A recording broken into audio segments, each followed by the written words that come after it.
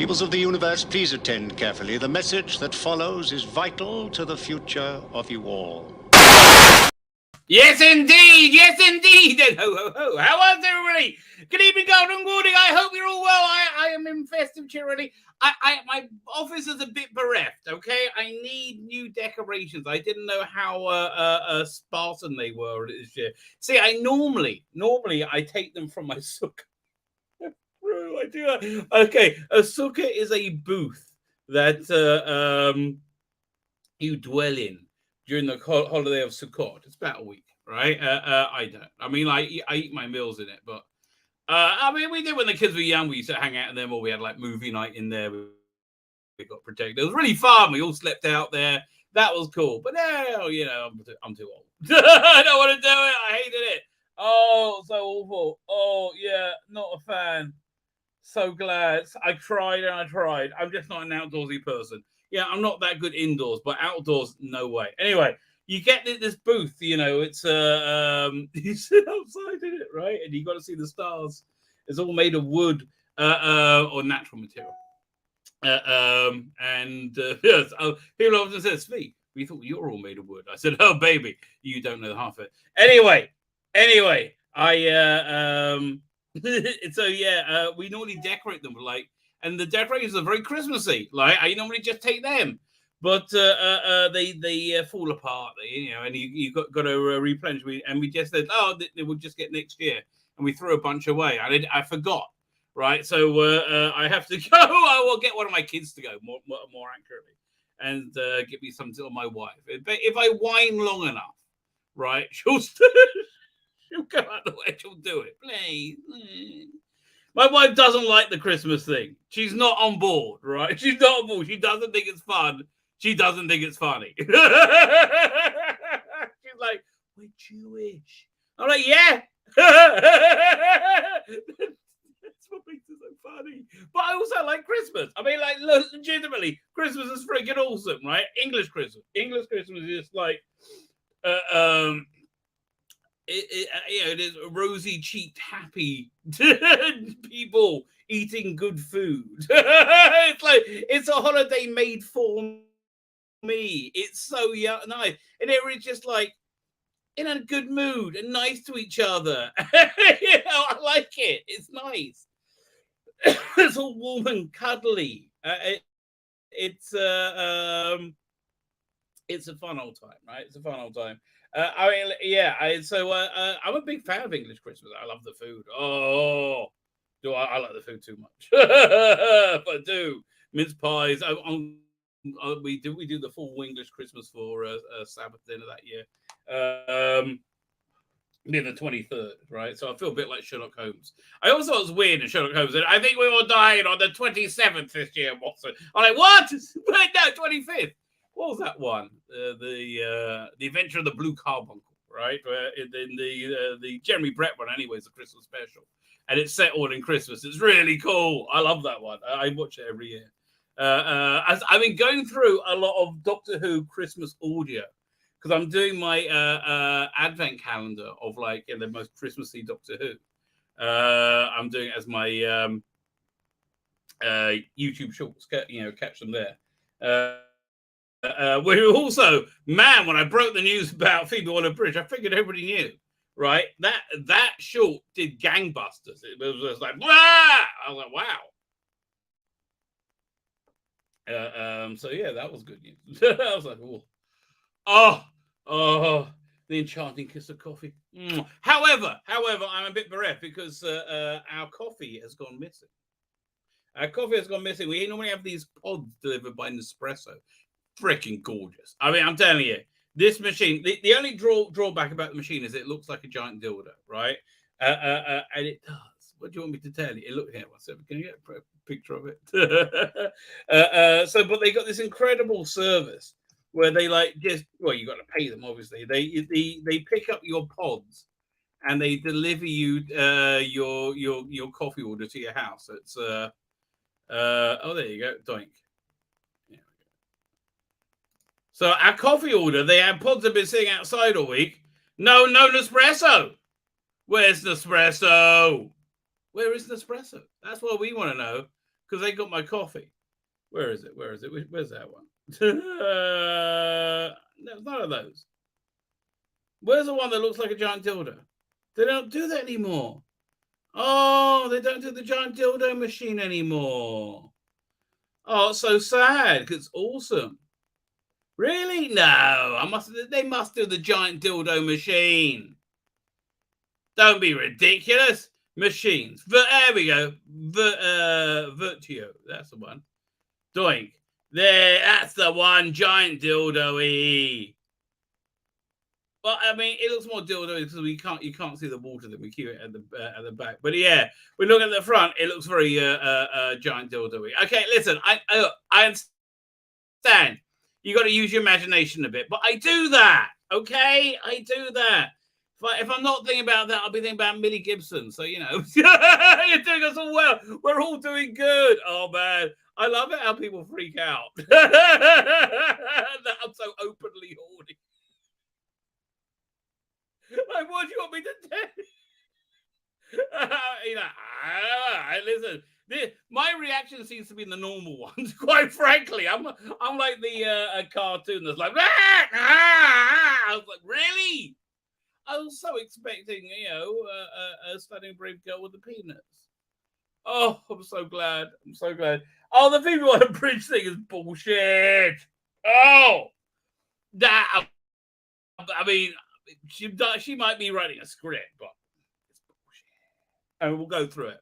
We'll go right to the source, the Sun, right? The Sun. I think the Sun's become illegitimate ever since they stopped having boobs on page 3, right? I think that's a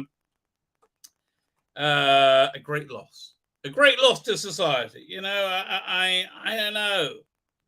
I mean, I'm of the opinion of this, right?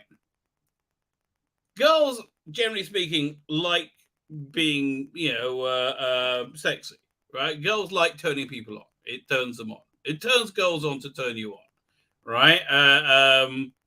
The different men like to look, women like to be looked at. It's kind of like a perfect thing, like we were designed to procreate somehow. But that's essentially, at the id how it works, right? The underlying. So yeah, I'm really of the opinion, and it's like, I don't want public indecency. That's really, and there's just unlimited in public indecency now. Like, stop with the public indecency. But I think if something like a grid girl, if someone's very, very, very attractive and wants to make a living from having pictures taken and being appreciated and being paid quite well for it, and probably, I'm not sure how much think about it, but they probably, are masturbatory fodder. For, like, I don't know. I mean, I always wanted to know what I asked Nicola Bryant that. Have you ever wondered, like, how much semen has been spilled? Thinking of Nicola Bryant. Oh my God. It's got millions of people saw her. It's got to be a few. Go. How do you measure that? Oh, that's so disgusting. Wow. These are things I never thought about before. Really, genuinely, I never thought about this before. Before coming on, I was thinking about Jamie McCrimmon. Them very, very Christmassy, right? And Jamie seems to be the person you want to spend Christmas with, right? Absolutely. I think it'll be like, I would like to see the War Doctor with Jamie, right? The War Doctor needs a warrior he can trust to do this, special ops mission. Maybe get a few people. Jamie, who else would you get? Okay, let's go for companion. So Jamie, you can trust, and he knows what he's doing in a fight. Right. Okay. Let's just go forward from. I mean, okay. Where is Harry? No, okay. Let's go from the in. No. Who came after in? Oh, maybe Stephen Taylor. Stephen Taylor and McCrimmon, Jamie McCrimmon, as an elite force team. You can kind of see it, right? Okay, let's go for the other companions. Okay, we got Stephen Taylor, Jamie McCrimmon. Anyway, what about there's Ben? No. Jamie. After Jamie, there wasn't a bloke. And I mean, the girls are. I'm being sexist there, obviously. I mean, Polly, obviously not. Susan, no. Barbara, no. Oh, be quiet. Polly, Vicky, no. You see, look, these are the obvious no's. Why don't I bother waste my time? Yeah, Victoria, no. Zoe, no. I mean, she's good for math, but I don't know. Maybe Zoe. I don't know. Maybe Zoe. I don't know. I'm thinking probably not. But let's keep her on. Let's keep her on the side. So it depends what the striking things. We got Stephen and we got Jamie. Then so after Jamie, there is Victoria. What's her name again? Not Carol Ann Ford. Oh, what's her bloody name? Blanking. Whatever her name is, the doctor one before Joe Grant. Right, and neither of them.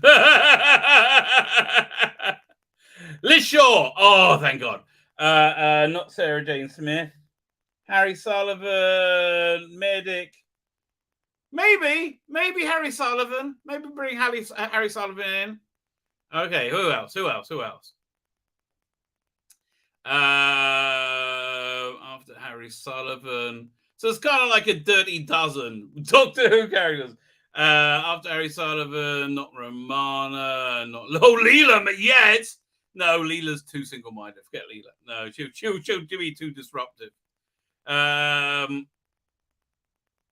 Okay, so after Leela, not Nissa, not Tegan, not Perry, not Romana, not Adric. Off. I mean, the War Master, maybe. That seems interesting. Ace. No, I couldn't stand going around going, Ace, all the bloody time. In the middle of a field op. Shut up. Ace. No Ace.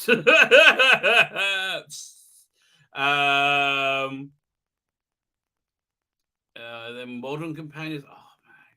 Not Rose. Maybe Martha? No, too pouty. Not Donna.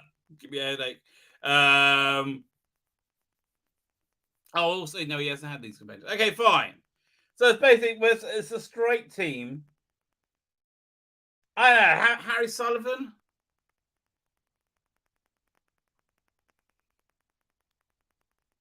Yeah. Okay.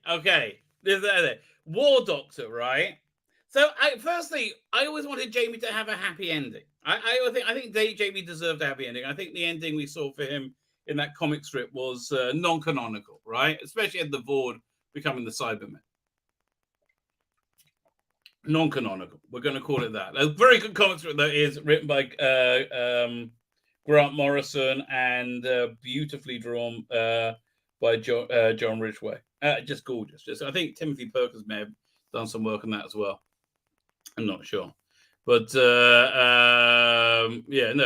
a wonderful comic strip, non-canonical though.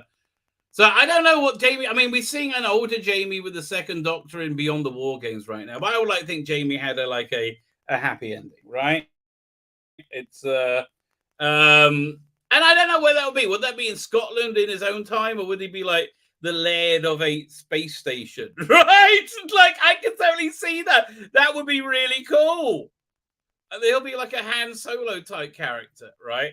And the War Doctor can come to him, and he's old, and he says, "Listen, it's been many hundreds of years since I've traveled with you. In all that time, I traveled with many people. There's no one I have ever trusted more. No one that by my side. Come with me." And I don't know. I think I would much rather have them take a body print of them to make them into a temporary clone. So you wouldn't have to they could have their lives. They're like, I don't want to involve you, but I do need you. That sort of thing.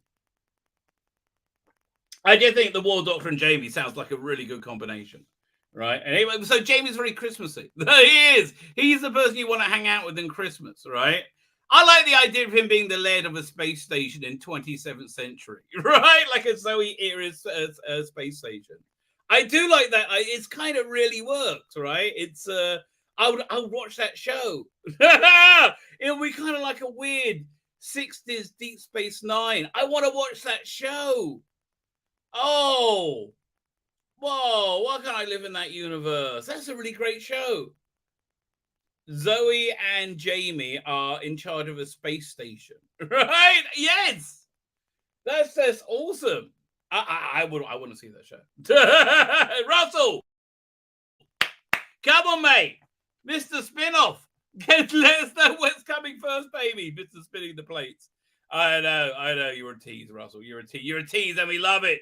You're a tease, and we love it because we're your bitches. This better be good. I'm telling you. If I'm going to get any cum in my eye and think I'm not going to be happy. Right? No. It better be good. With that, let me put some eye candy and we'll get to the chat. Oh, Phoebe Waller-Bridge, you're bad news. I don't know if I believe the rumor from Indiana Jones. I know. Dan took me out of it, but I don't know. My prejudice really is very strongly that it's true. The rumor is that, the rumor now is that Indy they go back in time, right? And young Indy sacrifices himself to save Eleanor, right? And old Indy fades away like Marty from Back to the Future. And then Eleanor picks up the hat and she takes his place. Da, da, da, da. Eleanor. Like, oh.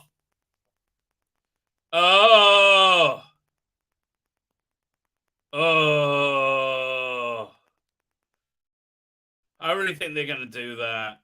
Dan keeps talking me out of it, and they did say categorically that those rumors weren't true in any way. I mean, they really did categorically deny them. So, I mean, it wasn't like, normally they leave room to when they lie, they're like, speak more vaguely. They were categoric. Like, no. Phoebe Waller-Bridge is not taking over from Harrison Ford. Is not taking Harrison Ford's place, right? As Indiana Jones, right? Or it was even more definitive than that. I can't remember what he said, but it was just like, oh, there's no argument then. That's not true at all. But if it is, fuck you. Oh, fuck off. Can you imagine people watching it? They're going to be throwing their drinks at the screen. Man. That is going to tank harder than you can. That's what will cause the apocalypse. Right there. Yeah, I've been wondering what's going to push us over the edge. Is it Russia? Is it China? Is it Iran? I don't know. What's going to push us over the edge? Is it America? I don't know. Oh, no. Phoebe Waller-Bridge. Yeah, I don't know if those rumors are true. Mike did talk me at them, and they did categorically deny them, right? But both those things are true, right? So I guess I don't know. I hope not. So anyway, yeah, Willow, a whole new fandom cringes. I'm hearing it's very cringe. Dan was very into it, right? I hear it's like great until Willow shows up, is what they say. That's what the Guardian says anyway.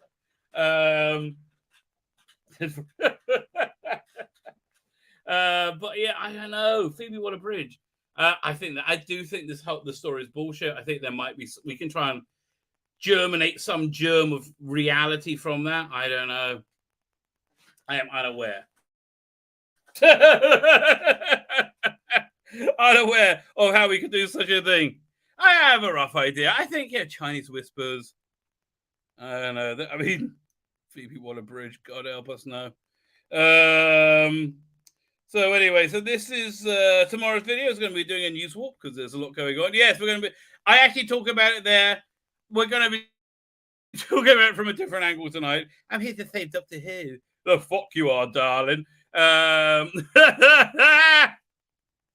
That's basically what I think, right? I'd love to see Rossi Davis see this.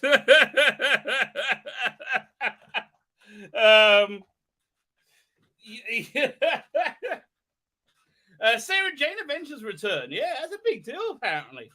I think they're setting up the Doctor Who channel on iPlayer. Right? That's where they're going to be doing everything from. There's going to be a Doctor Who hub. And it's going to be mirrored on Disney Plus. right? The content's going to be like, I think, simultaneous on both. That's what I think. That's how I think they're going to do it. And much, much more. No spoilers from David Tennant. David Tennant was on the chat show, and they said, "Can you tell us some spoilers?" He's like, "No." He's like, "No, really?" They're like, "No." And he actually, yes, he's so sensible. He's like, "Isn't it fun not knowing and finding out? That's like the point of this stuff, really. Otherwise, we could just send you a log line and save us all a lot of money, right? Like, what's really the point of us showing up and doing everything if you don't wait and see, right?" I do not know. Fine, where's that? And then on Sunday, we got this. The media's ongoing meltdown over David Tennant replacing Jodie Whittaker Doctor Who.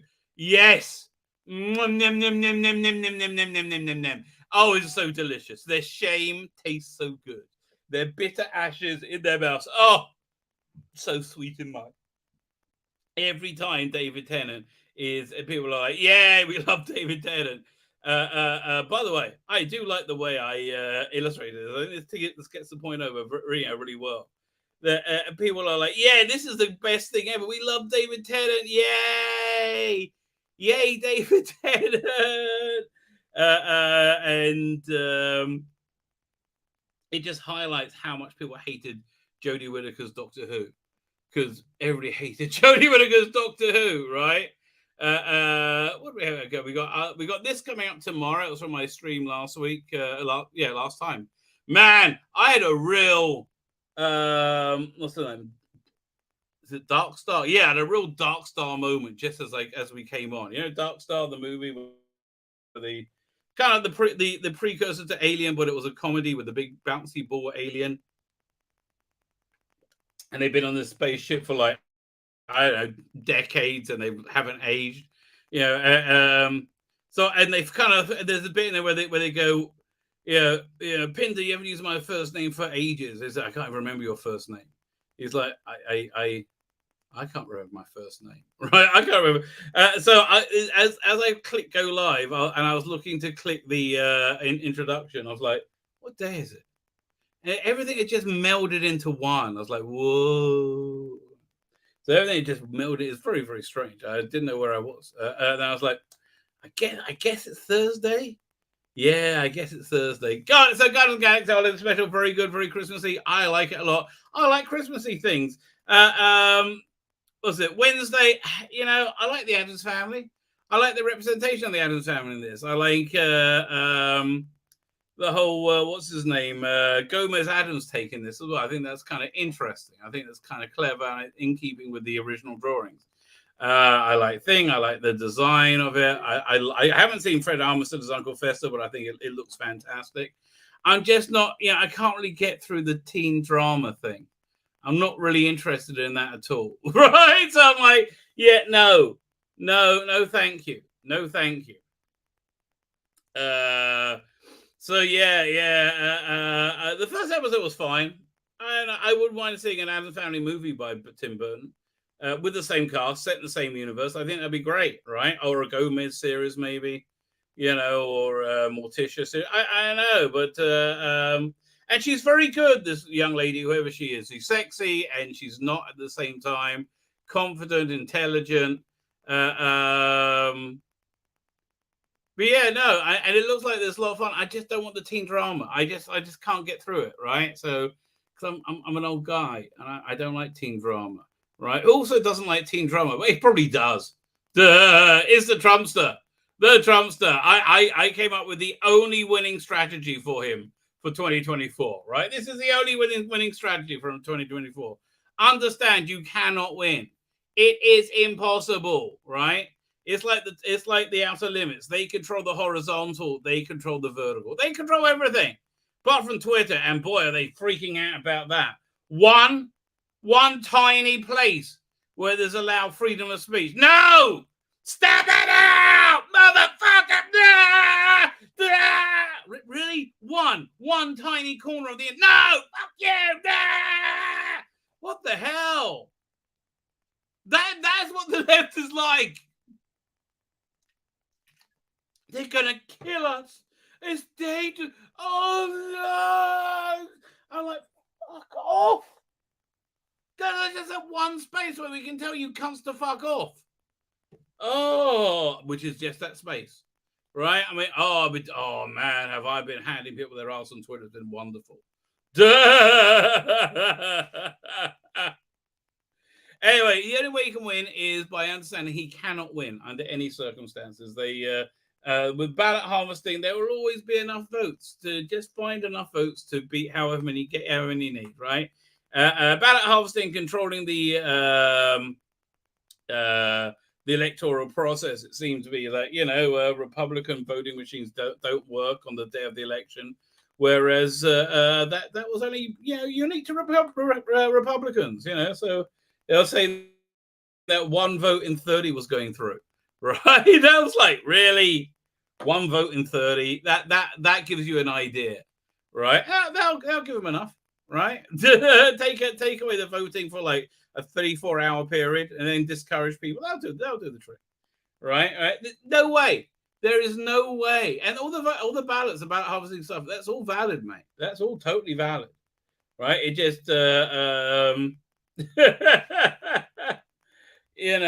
okay, ballot harvesting is essentially you create a cloud of lies in the media, right? And say Republicans hate black people, Republicans want to make abortion illegal, and all these things that are insane, right? That are just demonstrably completely insane, right? And don't tell me, well, Lindsey Graham wanted to put a bill. If Lindsey Graham did that what's the name, to hurt the Republican Party, or more specifically the MAGA contingent, needn't have bothered. Democrats had it covered with the ballot harvesting. So you create this cloud of lies, right? And then some these crazy wine bums, they go around to everybody, hey, can you sign this? I'll take you back. I'll do it for you right now. I'll take your ballot in, right? No problem. I'll tell you. He's like, well, yeah, listen, they're going to ban abortion. I'm like, yeah, I heard that. Yeah, there you go. Don't care. That's what happens. They go to old age homes. They say, yeah, the guy's like, yeah, I'll sign for you. Yeah, no problem. And they ballot harvest. You're always going. So there's no way you can win. Absolutely no way you can win. The only way you can win is to realize that you are Abraham going up against the 4 kings, right? Abraham had a force of 400 men against 4 superpowers of like probably tens of thousands of men, heavily armed, right? And he went to war with them on a treaty, on a position of morality. He made a pact with his brother Lot, who was captured by one of them. He went to war, and then he won, right? Then he won. How did he win? They said, Abraham, are you going to win? He said, no, I'm going to get killed. But maybe, I don't know. If it's just me on my own, I'm sunk, absolutely sunk. If it's me and God, I think my chances are pretty darn good, right? I think that's what Trump has to say. And I don't think he would ever do it. But I think he's got to very publicly go on a campaign of saying, we cannot beat them without prayer. Right, and like we all have to pray together. Be Jew, be it Muslim, be if you're an atheist but really believe in a group consciousness, or if you just want to do it just for the hell of it, just to see if there is a God there. I don't believe we can do this, but I think just like Abraham, if it's me and God, we got a good swing at it. We got a good swing at it. That's his only and attribute this success to God, right? That would, and also, but make it non-denominational, right? Yeah, I'd say Muslims, Jews, Christians, everybody pray together. We can all agree we live in an age of evil, right? And we see how God has cursed the world, right? Because we are living in an age of evil. Let us pray together. We can throw off this evil, right? Because that's what I think it is. Look, honestly, underage tranny surgeries. Listen, you're gonna have to go long and hard to convince me that's not evil, right? I'm sorry, mate. Sterilizing kids, yeah, that's fucking evil, mate. Yeah, it's evil. But yeah, I think you got to just lay it on the line. I think he's the only person who can possibly sell that. Right, DeSantis can't. DeSantis is far too sane. There's no sane way you can win. I'm telling you, there's no sane way you can win. That strategy, I think it'll be hard for God to ignore, right? I think that's why God was very public about Israel's victory at the 6-Day War, because it will be such a public repudiation of God, right? So that's why I think we had that stunning and miraculous victory. Speedily again in our days. Maybe this time we won't piss it away, right? Which is exactly what we did. Right, the entire Middle East, Israel-Palestine conflict was caused by us. Right, at the end of the 6-Day War, when all the Arabs had fled, right, and we had complete dominance, right, because they just assumed we were going to slaughter everyone. They didn't know that we were like Western-style armies. We didn't do that. That's what the Arabs do, right? But they did. They said, "Oh, fuck up! Let's run! They're going to get." We weren't going. So just to prove how civilized we were, was it Aaron Dayan? Was it Moshe Dayan or Aaron Dayan? Well, Mr. Dayan, General Dayan, invited them back, right? And they were gonna. That's where the Jewish temple is supposed to be, at the Dome of the Rock, and the chief rabbi was the he was like, "Let's blow it up! Time to go!"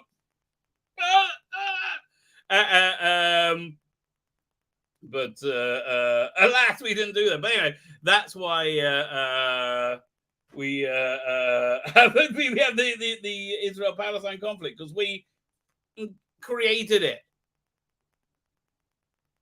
Because we are schmucks, right? We are schmucks. It is actually said of that Mr. Dayan, right, that after he died, he contacted a rabbi via dream and said he was trapped in this thing called Copper Cower, where you can't get you basically don't get any rest. You get all constantly chased by the demons created by your many sins, right? And you have quite a few. The only place you can rest is if you hide in somebody in a poltergeist, not poltergeist, in a demonic possession type thing, right? That's the only way in get any rest. So you wanted them to get together a bunch of rabbis to learn this book called the Zohar, which is about a book of Jewish mysticism. So he did that. He got a group of people together, and they all started to study it together, and they all started to fall asleep. They couldn't keep their eyes open, and they all fell asleep. Nobody could do it, right? And they tried again the next night, and then the third, and they said, "Yeah, I guess that's it. I guess you're fucked, mate." I think it's basically what they said. But yeah, that's really his only shot, in my opinion. This is from last show, how they're going to have lots of monsters. I do like my depiction of Sutek, though. Phil, the Revenge of Sutek, Doctor. Excited yet? Yes, actually, I am, Shooty. I am excited. Yes. Have I been coy about that? Oh, look, there goes my erection. It's Phoebe Waller-Bridge. Honestly, Phoebe, darling, for somebody with, like, let me say, how can I say this politely? Well, I don't say it politely because you show them off very often. Small boobies, right? For somebody with small boobies, that's not a selling point, right? That's not a selling point for normal people. Normal people like big boobies. Now, I'm not going to say if you like small boobies, you're a weirdo, okay? I'm just saying that's the generalities, how males are wired, right? Because it's the mammary thing, and oh, there's food, there's more food, better, that's duh. That's why there's. I mean, again, it's not a fetish, but it's like the smaller is more fetishy on that side, right? So you don't want guys who are into that, okay? In my opinion. Oh, I'm assuming you're straight. I had no idea. Could be gay for a while now. You seem straight to me, though. I have no idea, though. I have no gaydar, right? I thought Simon Callow was straight. And apparently he's super gay and a very good actor. I wonder if he'll take that as a compliment, right? I had no idea. Yeah, none. Chance in a million. Fooled me, okay? I thought you and what's the name were a thing, okay? Totally fooled me. Good work there. That's basically why I thought he was straight. I would love to say that to him. Do you know how good an actor you were?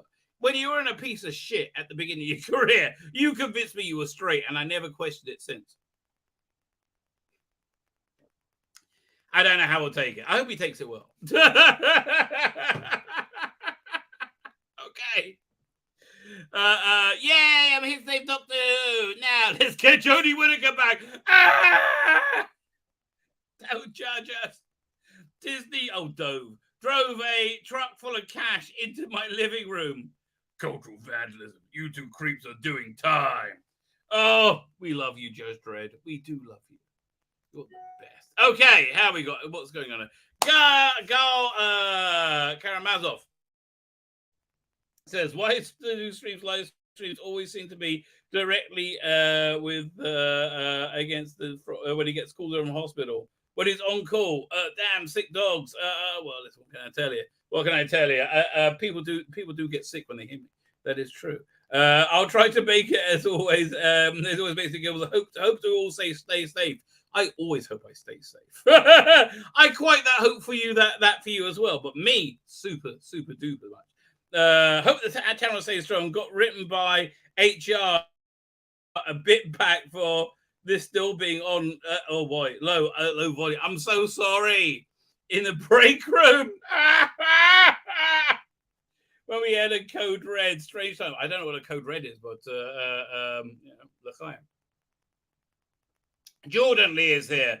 Have you seen the trailer for Cocaine Bear? I haven't seen it yet, but it does seem funny. We maybe will watch that tonight. That sounds funny. Darren M is here. Darren M, I catch him as he goes to bed and he gets up. I am there when he. I'm like omnipresent for him. We were talking as he went to bed. He alerted me of the Phoebe Waller-Bridge article, and I showed him the thumbnail. Listen, you can't have enough Judge Dredd in a thumbnail. That's what I say. I actually have that action figure, and it's awesome, right? It's absolutely awesome. I got the Apocalypse War variant because my wife is awesome. It's got like a stub gun, and it's got like his radiation cloak. It's very, very cool.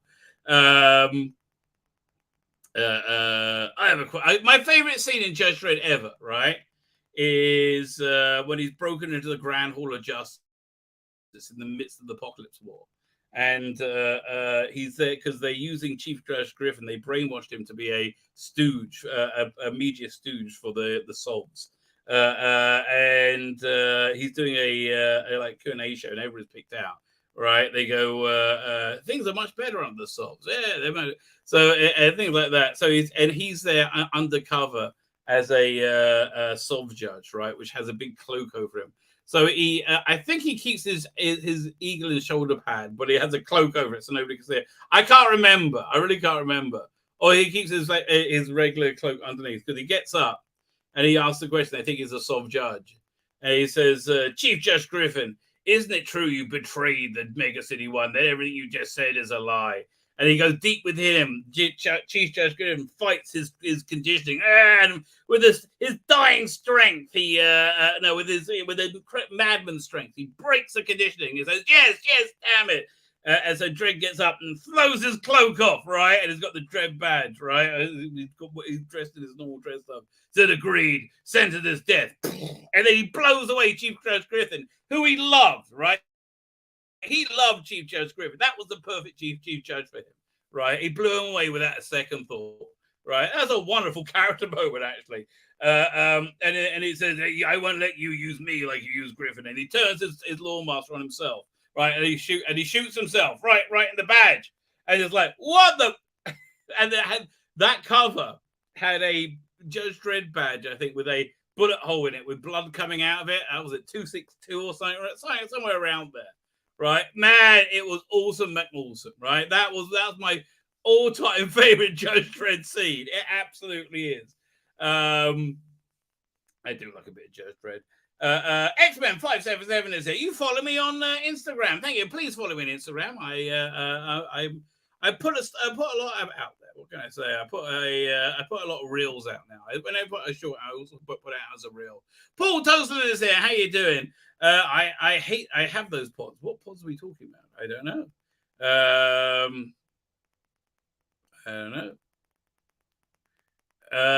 Looking around, I can't see a pod. Okay, no problem. Jonathan Cox is here. How you doing, Jonathan Cox? How are you? Mobile at the house. Found coffee. I already found the coffee. Thank God. Keith Ewers is here. Did some want Dr. Karen back? God, no. I saw Zoe Wanamaker's tits last night. Well, okay. It sounds disturbing and horrible, quite frankly. But good for you. I don't know where. Okay. I you know what? You can elaborate on.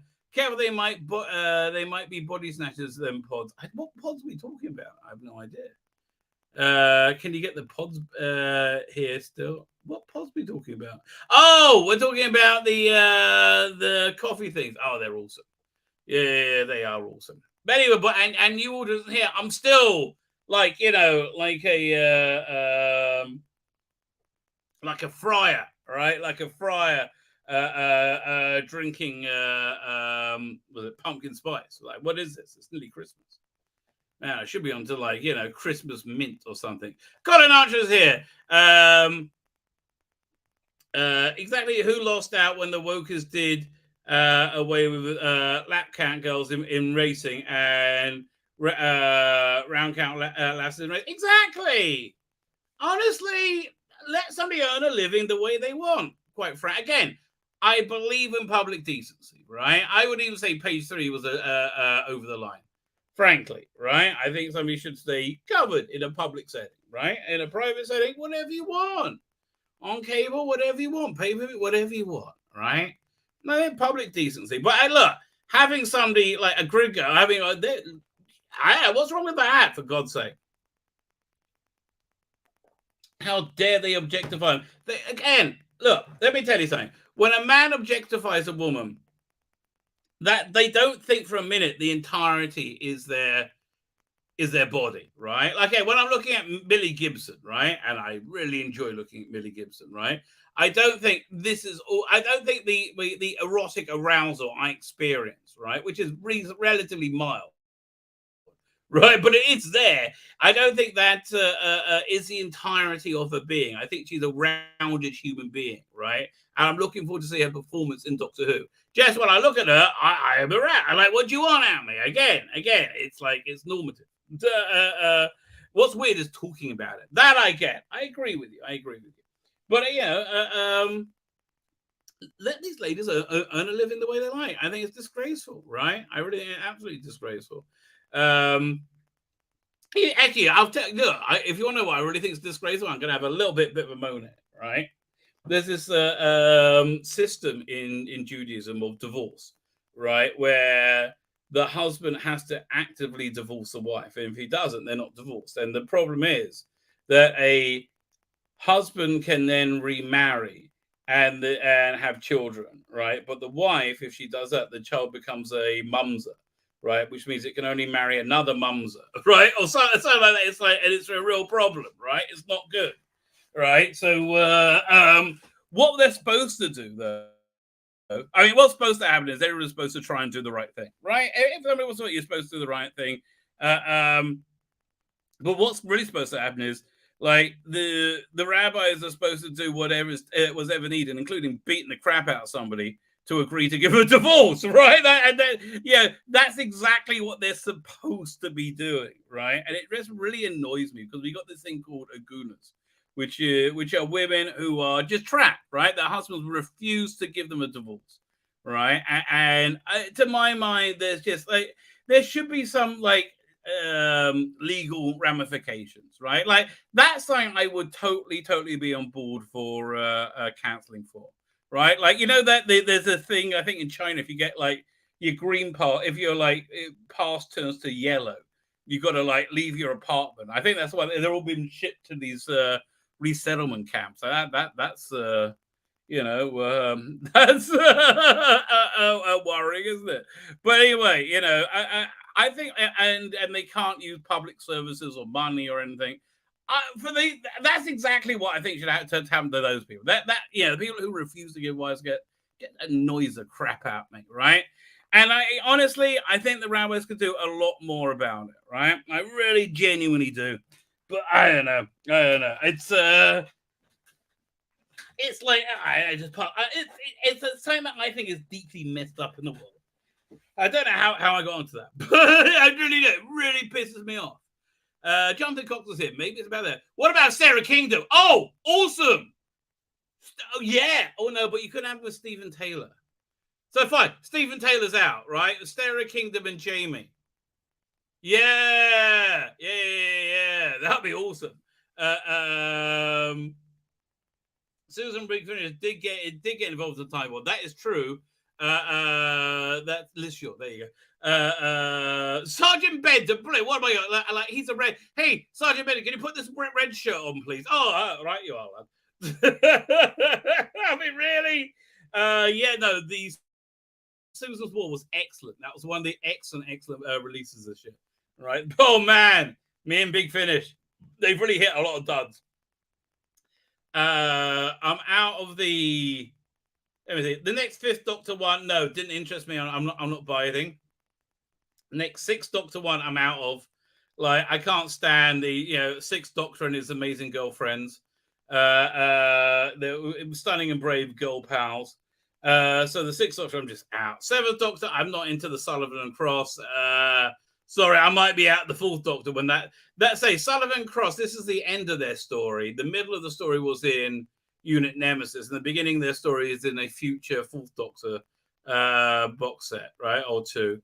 I might even drop that now. It's like, man, this just hasn't worked out, right? So yeah, I'm out the Sixth, Seventh Doctor, Eighth Doctor. I'm not really interested either. I'm just I just can't really care about this TARDIS team, right? I'm trying to listen to Old Big Finish right now. So I'm listening to Death in Blackpool. I'm listening to all the Christmassy ones so I can do reviews of them.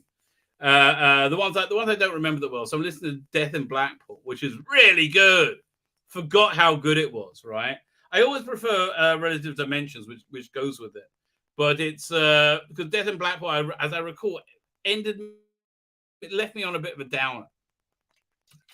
Maybe when I listen to this right time around, I'm expecting that it won't be that bad, right? So M suggests Sergeant Benton. We're up to 5. I'm whizzing through the chat. We got RJ Frizzleroy Maggi. How you doing, man? That is Excelsior. That is a freaking awesome handle. Was it RJ Frizzleroy Maggi? That's awesome. I enjoy saying that. All right, I do enjoy saying that. That should be a drunk test. Right, do you enjoy saying that? So the rumors doing what we're talking about for years. Yeah, I mean, like, but how many times has Doomcock told us that Kathleen Kennedy is absolutely, definitely being fired? Right? I don't think she is. I don't think she is. And he told us it absolutely happening many times, right? Yeah, that's the other thing, though. But he was the wording of it said he's not replacing Harrison Ford in the series, right? So okay, okay, I got to download the Cocaine Bear ad. Let me get that 1 second. People want me to review it, right? Okay, Cocaine Bear. What is it? It's going to come up? No. Nah, people are really dunking on Tim Paul. I think it was excellent with Kanye West, right? I think he was really, really good with him. Cocaine Bear trailer. Blank. I think he was professional and I think he was polite, right? I don't. It looks hilarious. 1 second, let me download it. GoDaddy. Oh, go away. Now we go to YouTube. Download it online. Doink! I like the War Doctor with Jamie though. I think it's maybe a little army of Jamies he makes, right? Yeah, like the clones from the Clone Wars. Jamie is the clone in the. Oh man, that's reasonably dark. I kind of like that idea. This download's not working. We'll try one more time. Let's try again. We'll go download. Okay, fine. Yeah. Now it's 7:20. Okay, there we go. It's thinking about it. It'll start in 7 seconds. 6, 5, 4, 3, 2, 1. Download has started. Has it? Oh, yeah, 1 second. Now I got to download it. Save video as. I got this. It's not going to take long. Oh, come on. You want to save the video as. You're thinking about it. I know you are. You can do it. There you go. Oh, it's still downloading. That's why. There you go. Save video as. I forgot we've got to do the SFX tonight as well. Man. Doink. Fine. Finish the chat. Cocaine Bear and SFX. That's the plan, right? That's the plan. Phoebe Waller-Bridge first, right? We will dissect that piece of shit first. Yes, that absolutely. Did I finish the chat? No, I'm about 20 minutes behind. I'm not so far behind. I'm doing good, if I may say so. I like Wednesday. There was a bit of a current year in it, but it's to be expected. Exactly. It was totally fine. At that level, I can live with. Don't say she looks sexy for crying out loud. I get complaints saying, and she don't sexualize her and then say don't say she looks sexy. Right? She does. I'm sorry. How old is Jenny Ortega? Okay, let's have a look. Now I'm intrigued. Jenny Ortega. And she's 20. Oh, safe. Thank God. Yeah, thank God. Okay, she's 20. And again, me saying I think she's hot doesn't mean I want to have sex with her. Right? I mean, really?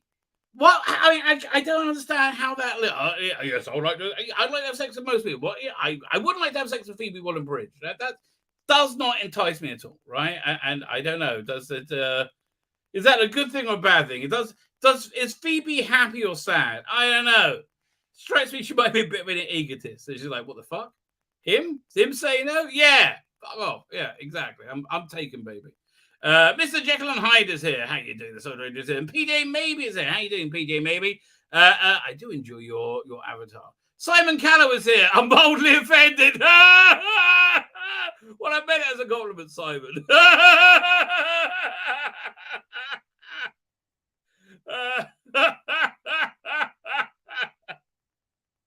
Well, again, I meant it as a compliment, my good man.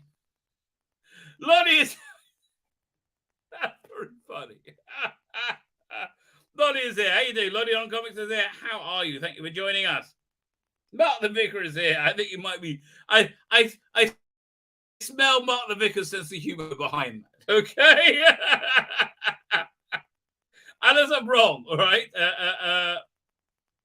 So he got to go. Generally, a code red is a emergency and an occasional violent. Well, there you go.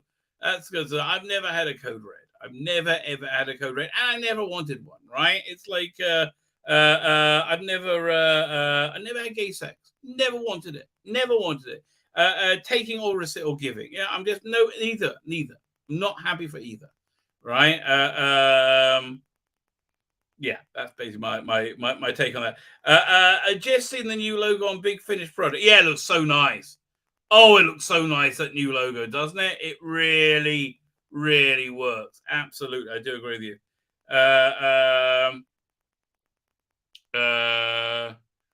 The Logo Men crew, but the question of the content. Yeah, I mean, I put out a non-review about the what's her name, the Sullivan and Cross one, because she's just not good enough. I'm sorry, and I don't mean any disrespect to her. She just wasn't good enough in the role. Mr. Jekyll and I said Mr. Jekyll, I critical blasted it. I'm terribly sorry. May I recommend anybody doing any fundraising, group, crowdfunding? That's the word I'm looking at. Anybody doing a crowdfunding project? Critical Blast is your man for fulfillment, and probably all the way through, right? Critical Blast is 100% your man. It is a privilege and an honor to have him work on your project. He's so much more on top of it than I was. So I'm very grateful for that. Fine, let's have a look at this cocaine bear thing.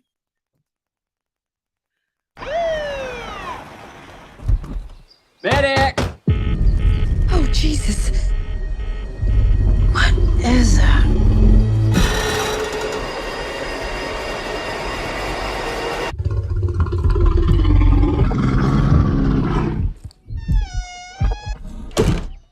Beth, we should go.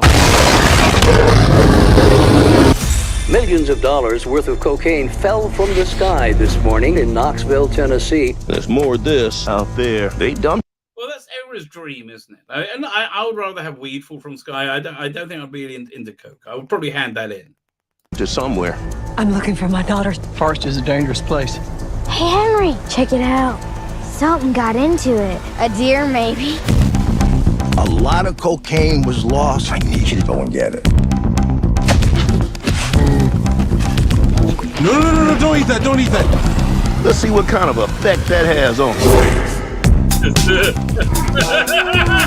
The bear, it fucking did cocaine. A bear did cocaine. There was a This sounds really fun. bear. A bear? It was far. Hey, that's inappropriate.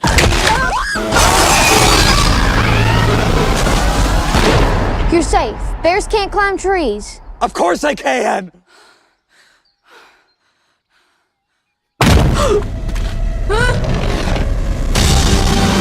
Baby. Oh shit. This is hilarious. Oh, I might go to the movie to see this. This is like I'll go to the cinema to see. If I got a bunch of friends together. It kind of seems like the thing that stays with a man forever. Apex predator. High on cocaine. Out of his mind.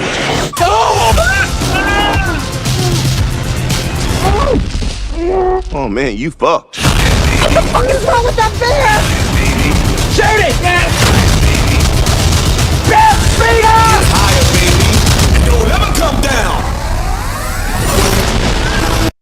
That looks so awesome. We have such good luck in nature.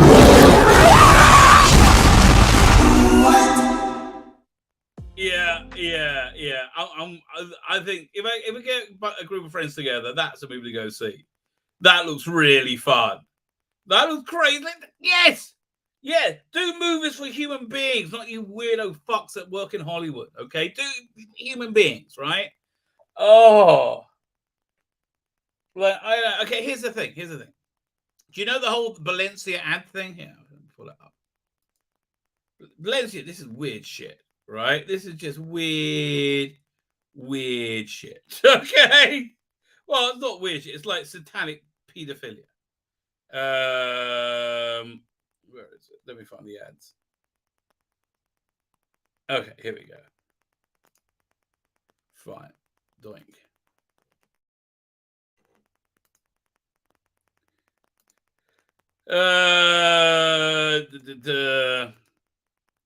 No, wrong one. Hang on. Try again. Share screen. There you go. That's one. Fine. So they did this like weird ad with like genuine children with bears in bondage costumes, right? And with like lots of sex toys. Like, okay, that's creepy and it shouldn't happen. With children, genuine, it's like it's gross. And then here there's these Supreme Court rulings saying that pedophilia, you can have virtual pedophilia. Yeah, as a zoom in. It's just this is Valencia. The brand Valencia did an interesting photo shoot with their new products recently, included a very purposely poorly hidden court document about virtual porn. Normal stuff. This is weird shit, mate. This is weird shit, right? This is and apparently there's like a satanic pedophilic cult, which I think most of Hollywood probably is nowadays. Anyway. So if people like that, people look at the Valencia ads and go, "Oh yeah, I love this." Yeah. Don't do it for them. If normal people do that, if people go, "Oh, that's disgusting pedophilia," that's wrong, right? If those people do it and they like your thing, do more of that, right? That's basically how it works, okay? None of your weirdo shit. I mean, like a little bit. I liked it when I was young. I like going to be, art house, go to the Everyman Cinema, go and see a David Lynch movie. Yeah, who didn't? Who could cop a feel during that? Depends who you're with, I guess. And often I did.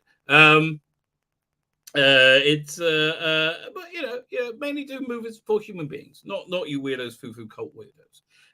Fine. Let's get to SFX magazine. SFX. It is over it. Doink. I'm going to open with Acrobat, or am I going to open it with? I'll go with Acrobat. Doink. Now, let me just. There we go. Fine. Let me share the screen. Share screen. SFX. So we got a Christmas issue. I see they have the Doctor Who logo on there now. Doctor Who 60. Did they make that logo, you think? I can't tell. Or is that a branded logo? Is that a new one? I can't tell if they made that logo or if it's a brand here. Let's zoom in on it. 100% unofficial. Okay, fine. That's what I thought. Yeah, they say the anniversary celebration begins here. No, it doesn't. Not in the slightest. David Lynch is in this. I didn't notice. You have to try and point him out to me, right? I didn't know doing this. I see. This is why I miss living in London, right? I take it this is in London, right? Being able to go and see like theater like this, I really miss this. Being able to have like culture at my fingertips. This is really cool. I like the idea that they made a play of this, which means I guess it's going to be a movie. The way that's the way these things go. Fine. What's in this issue? So we got Avatar. Man, I'm not interested in Avatar. I'm not interested in anything. I always got to remember to check the stats on my SFX videos. Is it worth doing them for the videos? Because, like, if it's not, I'm canceling the subscription. I don't care about any of this shit. And SFX is not an opinion I really give a shit about in their reviews, right? I find out so little from it, right? I find most of the stuff out from the review. So there's stuff about this movie, Dark Material's not watching, Doom Patrol. I kind of fell out of in the middle of last season, I think. I should finish it off. I didn't mind it. But I'm not like, The Rig, I don't really care. It's a new thing. Ghost Story for Christmas. The only thing on this Christmas I'm vaguely interested in. The Mark Gatiss Ghost Story for Christmas, right? So, yes, I am interested in that. Lauren O'Brien, I guess I'll read that. And Wes Craven's New Nightmare. Nah, not really. Not really into it. You got Red Alert. George Takei, not interested. I'm so not interested in George Takei. You know what they kept being in a turbulent camp. Yes, we fucking know. Oh my god, yes, we know. Oh, I'm sorry that shitty thing happened to you. Maybe you shouldn't be all on board becoming an authoritarian too. Fine, let's keep going. Why? Why are they even talking about this? Morons. Oh, I know why. Because they wanted to substantiate themselves. POV, job interview at primary school. Well, they do look a little bit, yes. As somebody grew up watching Doctor Who in the 80s, Jodie Whittaker's family was an absolute treat. Well, she left. God, okay, fine. I understand. You're keeping up this fantasy that she was overwhelmingly beloved, right? That's it. I mean, she wasn't. Nobody gave a shit. Doctor Who magazine was on its fucking knees. And then David Tennant came on. They said, oh, fuck for that. And they started selling some. I mean, the only reason these videos are getting views is because it's me swearing at you. Saying you're an ignorant, awful people. And, oh God, soy boy number one. What's your rant about? Haven't had time to watch Andor past episode 4, so it's of course it's one of everyone's raving about. No one's raving about it, right? Absolutely love The Devil's Hour. Oh, it made me so excited. You can skip episodes 2, 3, 4, and 5. Just go from 1 to 6, okay? It felt like tad above much above recent television. It's called Peter Capaldi, the guy you fucked over for Jodie Whittaker. Marvel's Predator comic is excellent. Oh, I don't trust you. Even better than their aliens. I don't trust them. Right? At all. At all. I'm really enjoying Cabinet Curiosities. Some probably good scares. I've only seen the first 2. None of them has really impressed me, right? So he's a Star Wars agnostic, but loving and okay, whatever. Still picturing the RTD brought back Doctor Who's classic diamond logo. Since reading the Willows, page 22, I've been I don't care. Wicker Man, so and the dreadful Nick Cage. Even so, I'm intrigued of the news that Howard Overman's TV series, if he can do for the Wicker Man what Lisa Joy did for Westworld, it will be pretty amazing. Oh, that's very interesting. Howard Overman Wicker Man series? That's really interesting. Okay, yeah, you have got my interest. Let me look this up. He did Misfits, didn't he? Howard Overman Wicker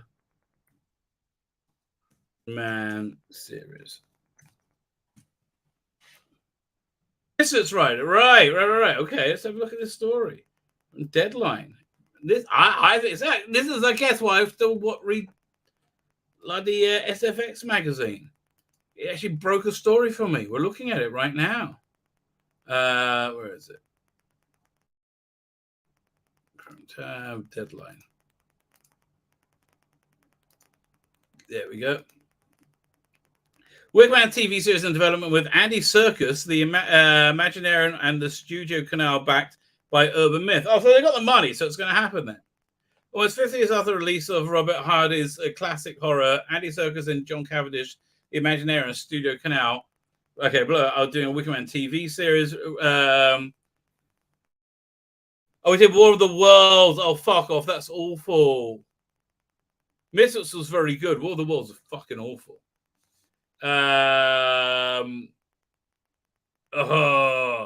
Originally starring Edward Woodward. Hardy's original became Edward Woodward and Crystal Lee. Hardy's original became a cult horror classic. It's true. It's fantastic. If you haven't seen it, I recommend it very highly. It follows Police Sergeant Neil Howe, who journeys on a seaplane to a remote Hebridean island of Summerisle to investigate the disappearance of a young girl. The devout Christian is dismayed to find the islands have thrown away his Christianity and go to their Celtic gods and ancestors. And it ends in tragedy. So is there anything good? Having been remade in 2006, it was awful. Overman said the TV adaptation will differ from the original film, but will explore the same themes of sacrifice, superstition, and ritual that were at the core. Okay. I listen, I would check this out, right? I would check this out. Studio Canal back to Overman's War of the Worlds. Is that the yeah, Howard Overman War of the World? Was it the horrible woke piece of shit?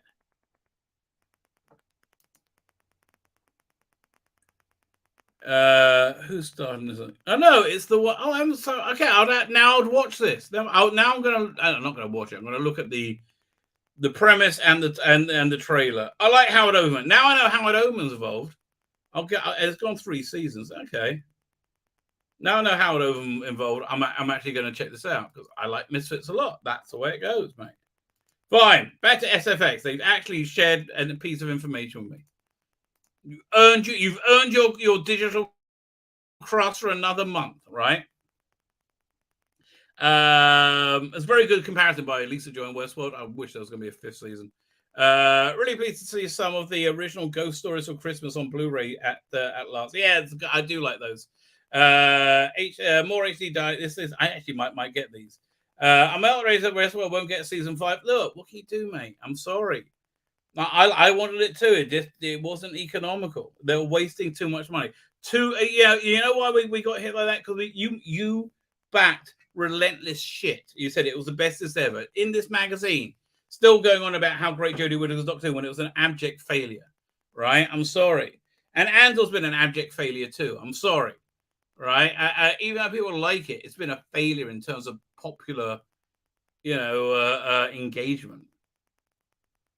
Sometimes Andor can feel like it's around. What would Star Wars be with like all the fun taken out? Yes, but there's clearly room for all tones of Star Wars Galactic far away. Intrigued by rumblings of indie TV series, please no Raiders of the Treasures of Versailles like the old ones. Yeah, no, that I didn't really like those ones.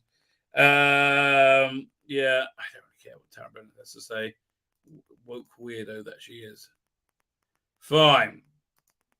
Yes, I might actually get the 3-disc set. Which ones are on these? I do love these ghost stories for Christmas. They're really deeply, unnervingly spooky.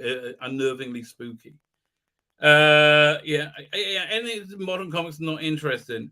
So Guillermo del Toro's got a new movie coming out, so I would definitely check that out. That's coming out tomorrow, I think.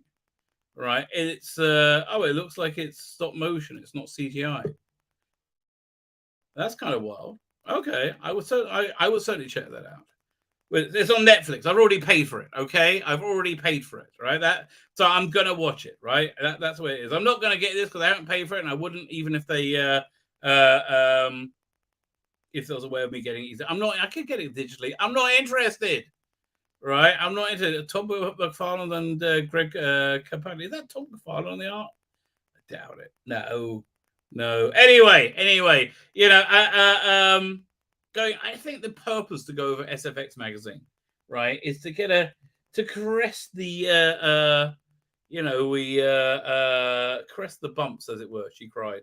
Of fandom, of the surface tension of fandom at the time we're in now, that with the current movement, right, to get a bead of where we are. It's kind of like when Spock in Star Trek: The Motion Picture, which exists in a very alternate universe, which I quite find interesting. You know, when he's in a spacesuit, he goes through the thing of Egypt, right? It's like goes on for 20 minutes, right? It's great if you do acid, but don't do drugs, kids, right? It's great if you do acid. I mean, just insanely good, especially in 4K. Not that I would know, but don't do drugs, kids. But it's fantastic if you do acid. Just to be clear, I don't want to be coy about this, right? It is life-changingly good. Anyway, but don't do drugs, kids. Actually, would you do acid on that thing? Yeah, that would be a good trip. Okay, that would be a good. Fine. Now I've actually given it thought. Yeah, but don't do drugs. Okay. I'm torn. I need to give you my experience, but I'm also going to give you my voice. Okay. Don't. Yeah, exactly. Learn from me, children. Anyway, I digress. Again, Spock goes through it, right? He sees the what's her name? Wearing a very short skirt, right, with a thing on her neck, and he goes to mind meld with it. Like that. So that's what we're doing. We're going over.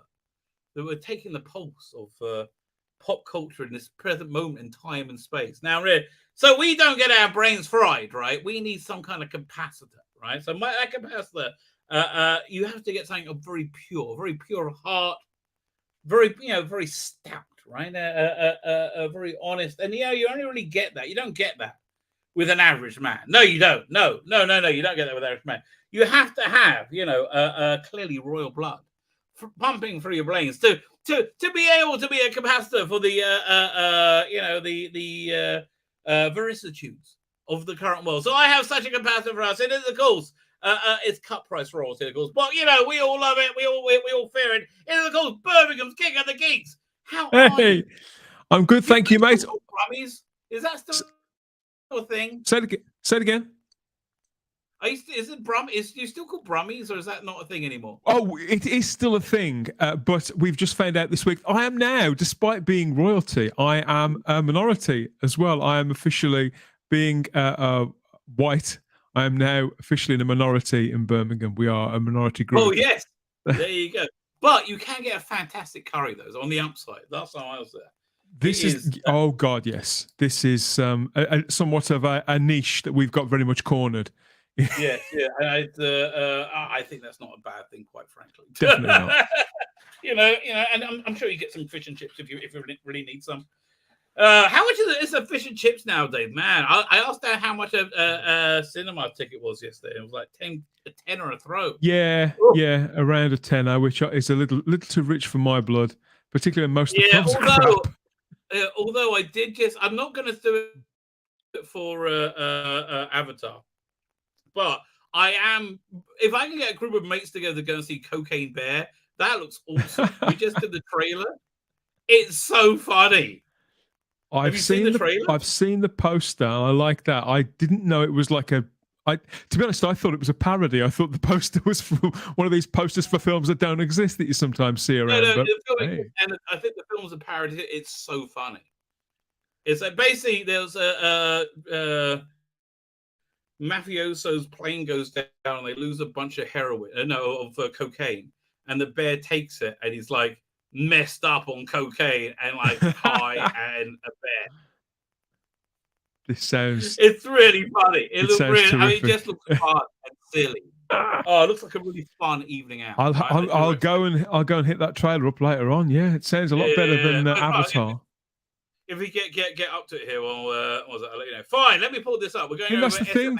James Cameron's really missed a trick, hasn't he, with all his sort of spiritual stuff with the blue sort of long Smurfs, whereas he should have really got them shit faced first, and then I'd have probably makes sense.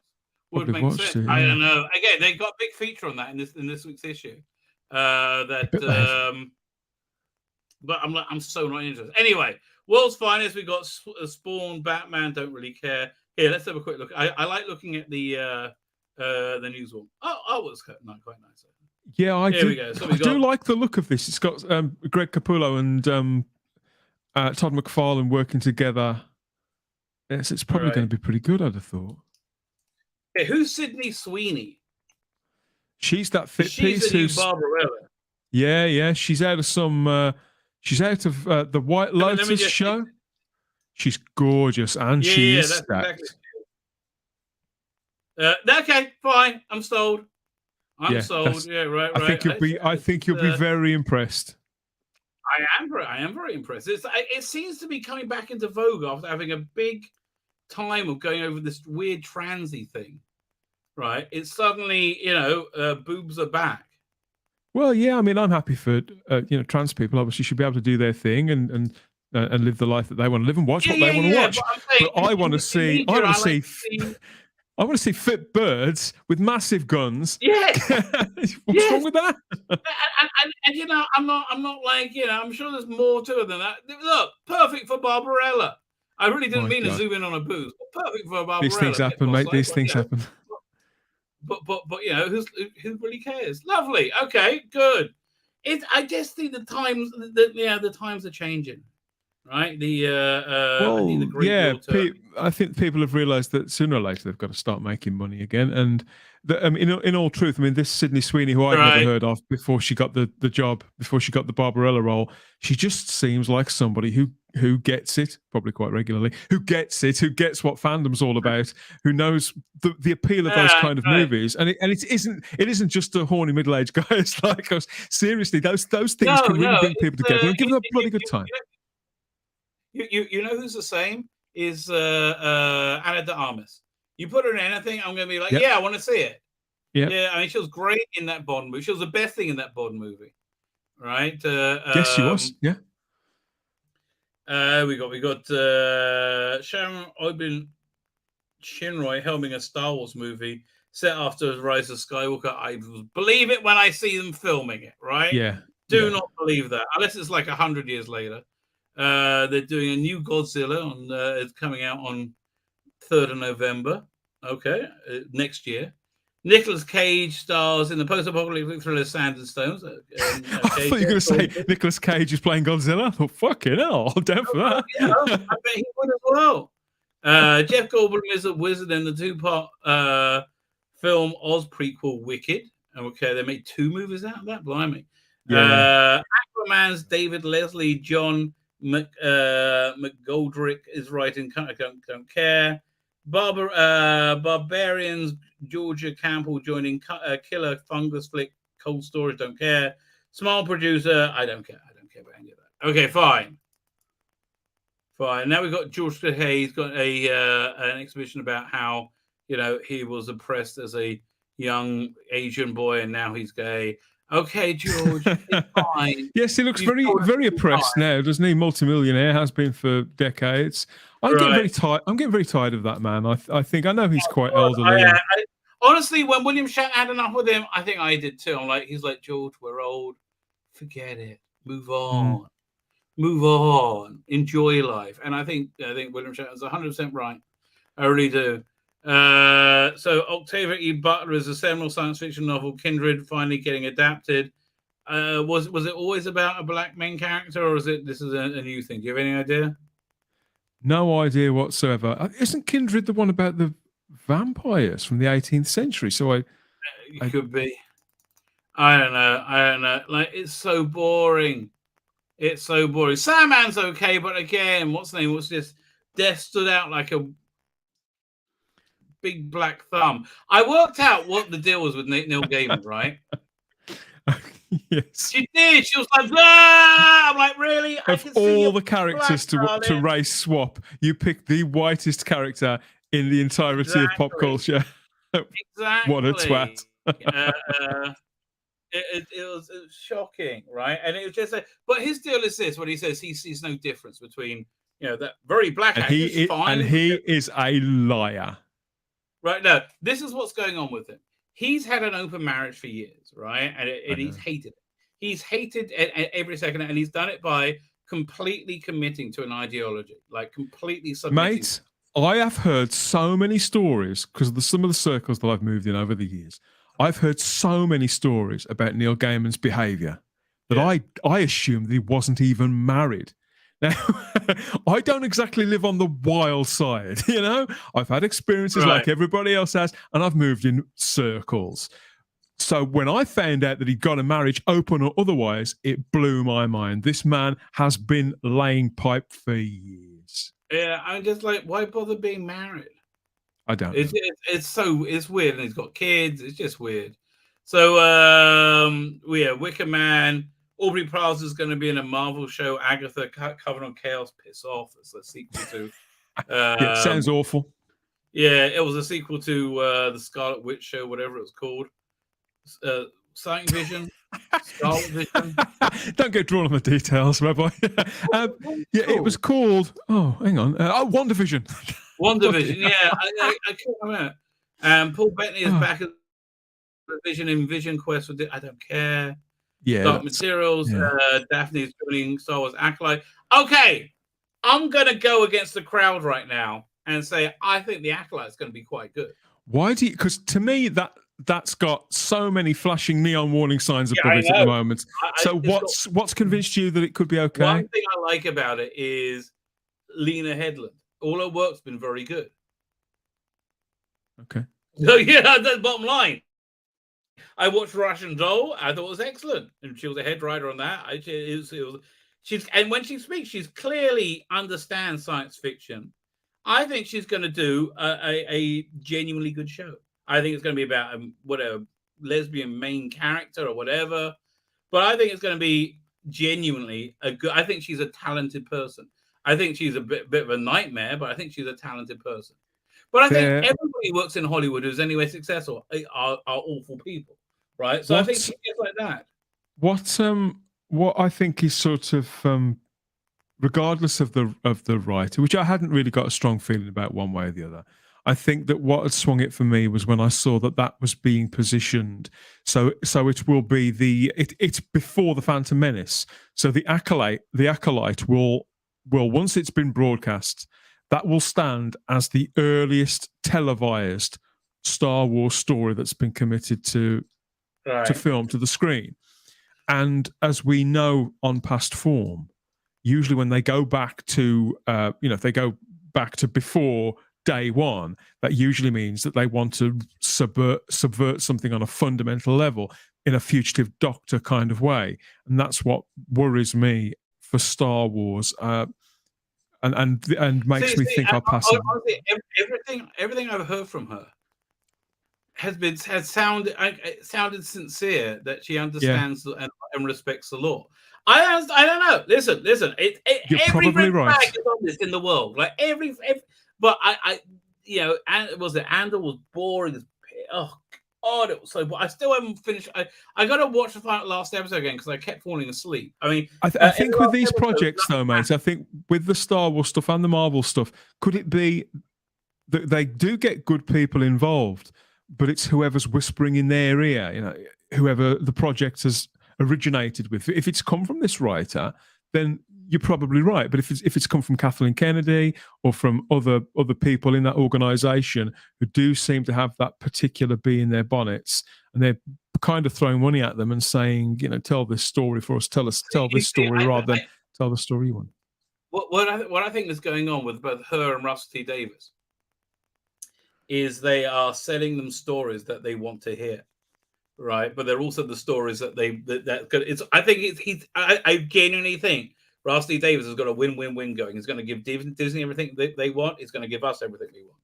Right, I think Shooty is everything Disney wants. Right, I think you will have non-binary aliens at some point. Whatever. Yeah, I don't get that. I think he can't do it without it being real characters. Right, so I'm like, as long as they're a character, I don't care.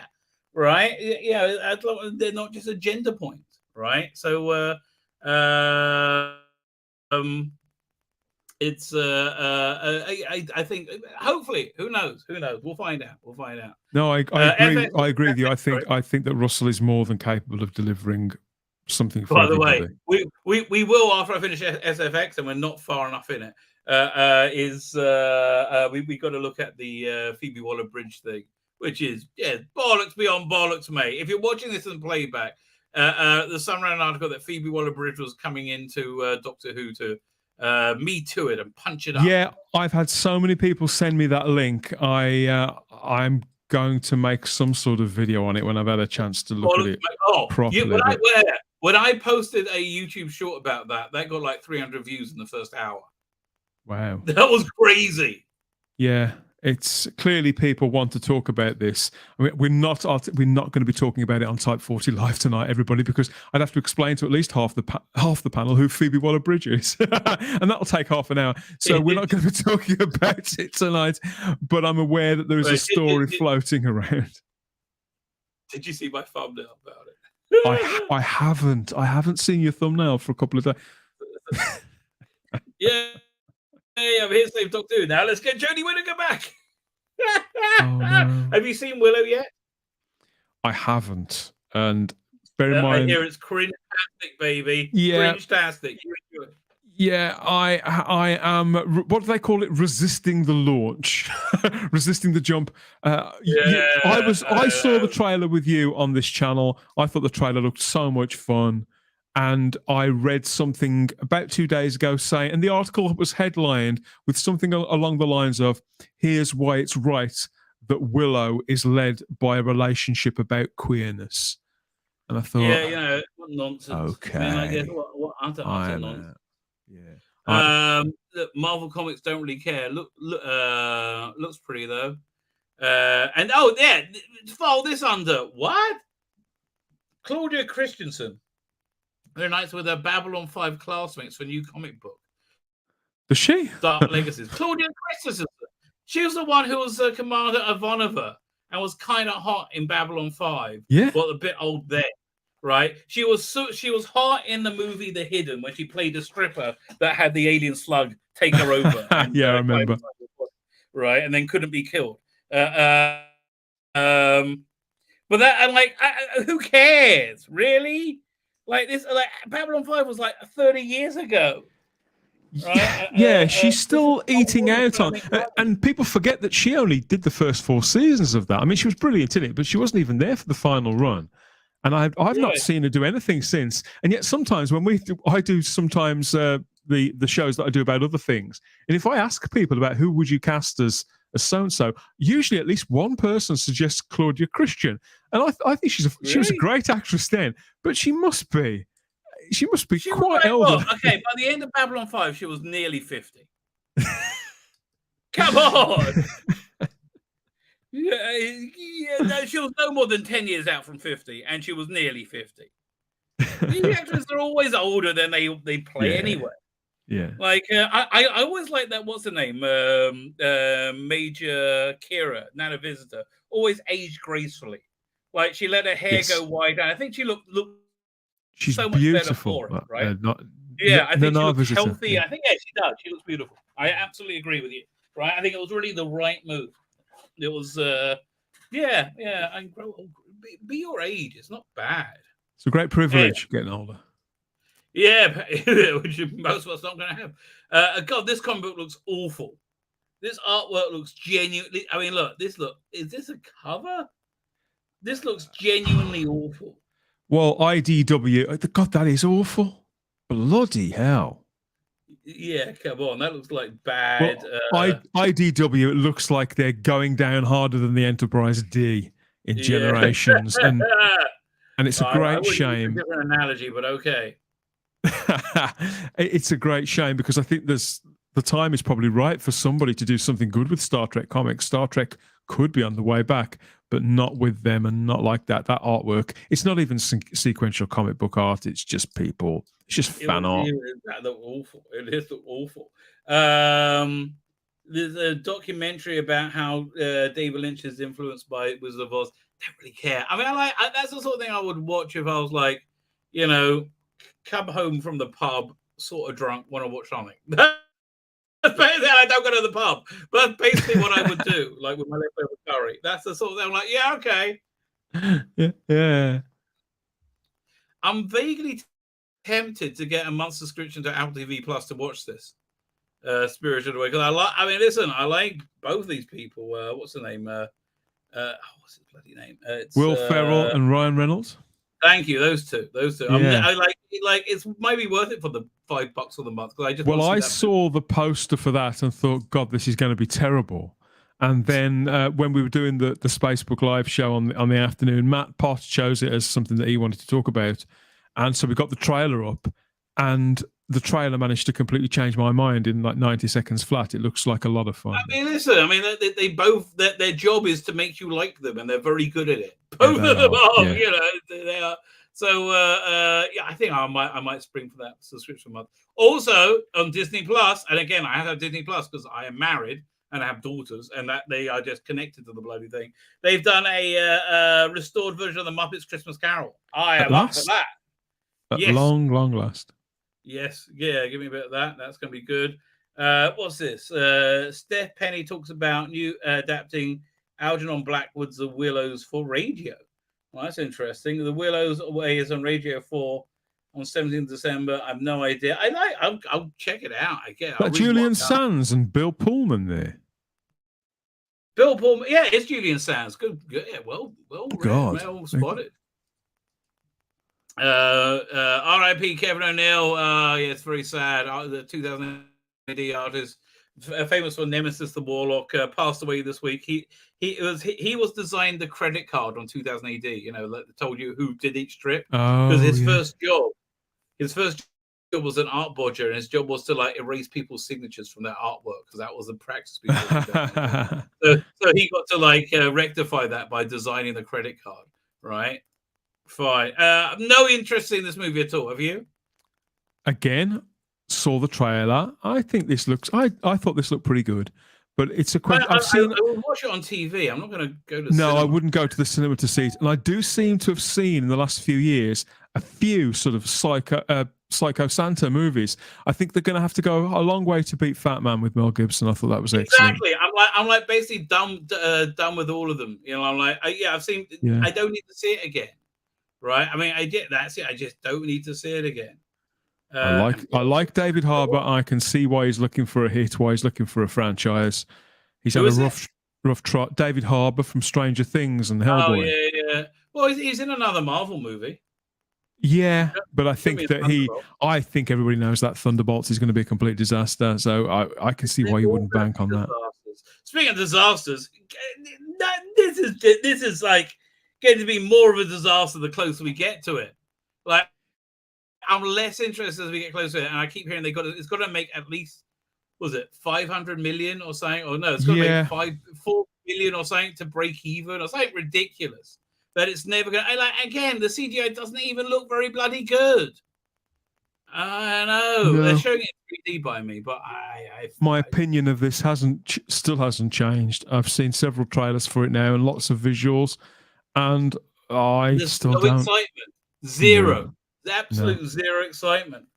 Now and Right? again, I do come across somebody who is excited for this now and again, and they're usually a bit strange. It's listen, people were super excited back when it first came out, but Yeah. like no one just like if this was 3 years after the first, yes, but like tends 15, to 20 appeal years, to social justice warriors, but I don't think with this, I don't think they. but they I don't have don't any think. money and they don't go pay for anything. Well, that's true, but I also think that James Cameron isn't a social justice warrior, and the things that they have read into it over the last 7 to 10 years are not necessarily what his intentions were, and therefore that audience who is a little bit excited for it is going to come away from it wringing their hands that they've been betrayed by James Cameron because they've been delivered a film that he had the complete opposite to the one that.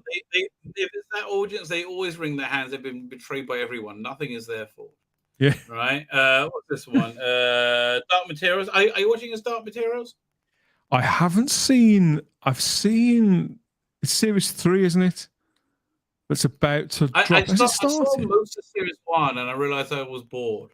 Right, realizing I was bored is a big deal for me. Once I realize I'm bored, I'm like, yeah, I'm like, that's why I stopped watching Wednesday. I thought the depiction of it was fine. Have you seen it? No, I forgot it. You come Just back. watch the first episode. Okay, this made it. The depiction of the Addams family is fine. They have Louise Guzman plays Gomez. He's very he's not very good looking. He's very chunky, right? Weird looking. He looks like the original drawings. And you see why he's besotted by Morticia, right? Because he's punching out of his league. And I like the whole thing about making them Hispanic and Latino. That all fits. That works. That makes the story work a lot better as well. Like they can see why they were more social outcasts now. It's been like in the 50s, the 40s. That all works, right? I like Fred Armisen as Uncle Fester. I think that looks good. I just basically stopped at the second episode because I realized it was a teen drama at that point, and I wasn't interested in the teen drama, even with the Addams Family people in it. Right? I would see an Addams Family movie by Tim Burton with this cast, but I'm like, I'm not into. It's just it's too young for me. No, I see what you're saying. I think it looks good, but like you say, if it's not for me, if it's unlikely to appeal for me, then there's no chance I'll watch 10 episodes of it. Yeah, I think it's 8, but So, but listen, I saw one episode and I feel like I've seen it all, right? So this, I'm not interested in at all. This, I actually fell out of the Doom Patrol like halfway through the last season as well. I just got bored. I guess I should start watching again. This I really like. It helps that the women in it are fit. Yeah, that is true. I was going to swear then. That is true. That's true. Both of They are both very attractive, and then you got it played off with what's his name as and particularly the girl who plays Crazy Jane. She is drop dead gorgeous. She's very hot, isn't she? But like, I couldn't stand it. They had a black version of her for most of one season. I was like, stop already, right? It just it was just annoying. I see that Michelle Gomez is now a regular. I knew she was joining it, but I don't know who she's playing. Oh, she was in it last season. No, that's where I stopped watching. She was like a time traveler. She was very good. But like I just got bored. It's the same thing with Resident Alien. I still got the last 2 episodes of that to watch. I just got bored with it, right? What's the name? Also looks very hot. Rita Farr. Doom Patrol. Yeah. Doom Patrol is a show that I always watch with my son. And when he went off to start his new job, that's why when he went away, I stopped watching it. And when he came back, we haven't picked it back up again. So that's quite odd. Right. So I haven't seen. I got to check it out. This I have zero interest. The Witcher, Blood Origin. I'm like, no. Now Henry Cavill has left the franchise. I'm like, bye. I didn't even like your sword and sorcery shit that much. I like Henry Cavill. Bye. Right, this looks like this looks like one of the Peter Jackson Choose Your Own Adventure books. I agree. I think that. I mean, again, there's a very attractive woman in The Witcher, which does sweeten it somewhat. But she's largely, not her. What the hell? Who's that? I have no idea. I don't even know who that is. I have no idea. Dear. Very racially diverse, as you say. This looks terrible, and I'm not saying that they should have thrown money at Henry Cavill to keep him, but it does seem to me. Listen, it's he was the only thing for me anchoring it into anything I was interested in. Exactly. Like, look, it's starting a brave black woman assassin. Oh, I haven't seen that since I closed and opened my eyes. Is that Lenny Henry in it? It's got Lenny Henry. That's the other reason I'm saying that. I have no idea who that is. I don't think it's Lenny Henry. He's too busy being bad and Lord of the Rings. Oh, look, they actually got a little person woman who's also going to be stunning and brave. As a franchise, The Witcher will be dead by 2025. There we go. Yeah. So there's this new show called The Rig with the bloke from Line of Duty. I said duty. No interest. Zero interest. Okay. Didn't really like you that much on Line of Duty. It's just you were there and suddenly had to say those lines. Oh, finally. This Christmas, I found something I want to watch. Mark Gatiss. Nothing is on this year. Like, there's nothing at all that I'm excited to watch. Like, vaguely interested in any way apart from this. He's got another ghost story for Christmas. Half hour of just M.R. James. I love these ghost stories that they do. Have you ever seen them? I used to watch these. He made 3 or 4. Then they didn't let him make any for a couple of years, and now he's back making them again. So since I decided to lose the TV license, I haven't seen the last 2 or 3. There are very, very few things that are broadcast on British television that when I hear about, I think, and I get that sort of I'm missing out on. But a ghost story from Mark Gatiss is one of them. I can count them on the fingers of 2 fingers. Strong. It's half an hour a year you get, and you're like, oh, actually, that sounds good. Can you not get it on iTunes or anything? You know what? I probably could, but you know what it's like with some of these Christmas TV. Once the moment's been and gone, you tend to forget about them, and then Christmas rolls around again. I have a whole Christmas TV month. What I'm doing on my channel right now. Started today. I'm doing an advent calendar of all the best, most Christmassy Doctor Who. So I've had to go back and listen to a lot of Big Finish. I listened to a good short trip with. I'm not even putting it in the list, right? But it was a good short trip with John Pertwee. John Pertwee's Doctor. He was alone in the unit headquarters with Liz Shaw on Christmas Eve, and the only person there was Sergeant Benton. And they accidentally, while he's like cooking Christmas dinner. With like laser beams and things like that. It's like, and they accidentally cause this. They have a little Christmas adventure together. It's really nice. Oh, I'll have to keep a lookout for them. I'd love to know what you've managed to fettle out from. So today's one was The Return of Dr. Mysterio, which is much better than you remember. I've watched that a couple of nights ago. It's much better than you remember. It's look, Doctor Who tries to do many genres and succeeds. It can basically be Agatha Christie, it can be sci-fi, it can be in film noir, it can be anything, right?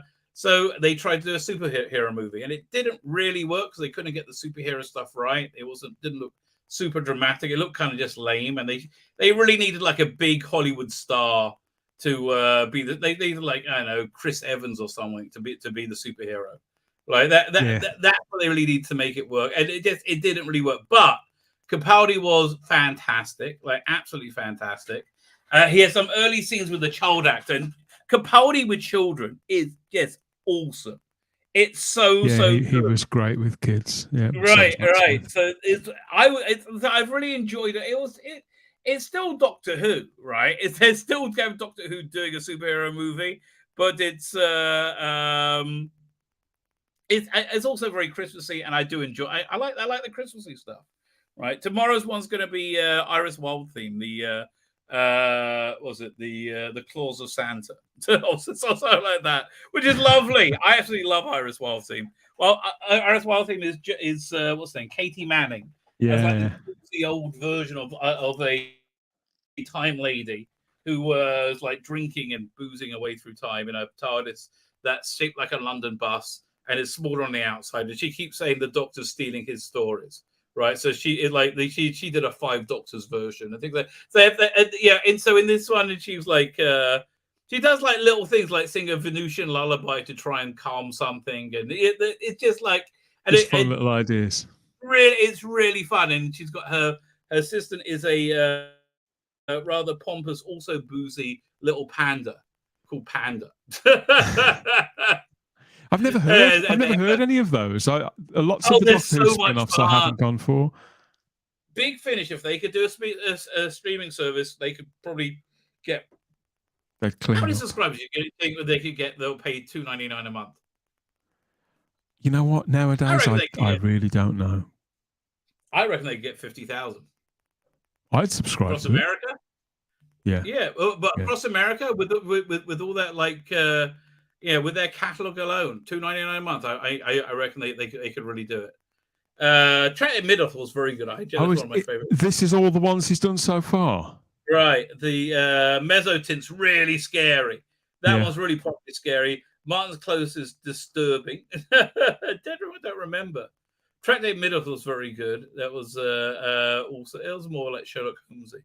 Yeah, I've definitely seen the first two. I think I've seen the Dead Room as well, but I haven't seen all of them. I mean they're fun. Anyway, this is the only Doctor Who content this month. They've made a logo, and they're interviewing Maureen O'Brien and ignoring everything that's going on. But good for them. They got the Blu-rays are coming out this week. Yeah, the season 2 series. Some people had it a week ago. The review people did. Yeah. But I think isn't that the second that's going out? I think it's the 5th is the official date. Oh, fine. So hopefully I'll get it within a week or so. Yeah, I'm hoping it will be. It'll be winging its way.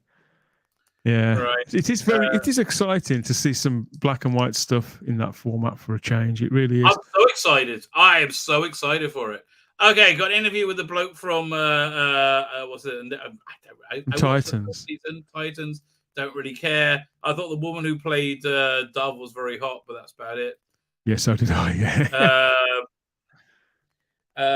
So this is about Freddy Krueger. They're doing a new Nightmare. Don't care.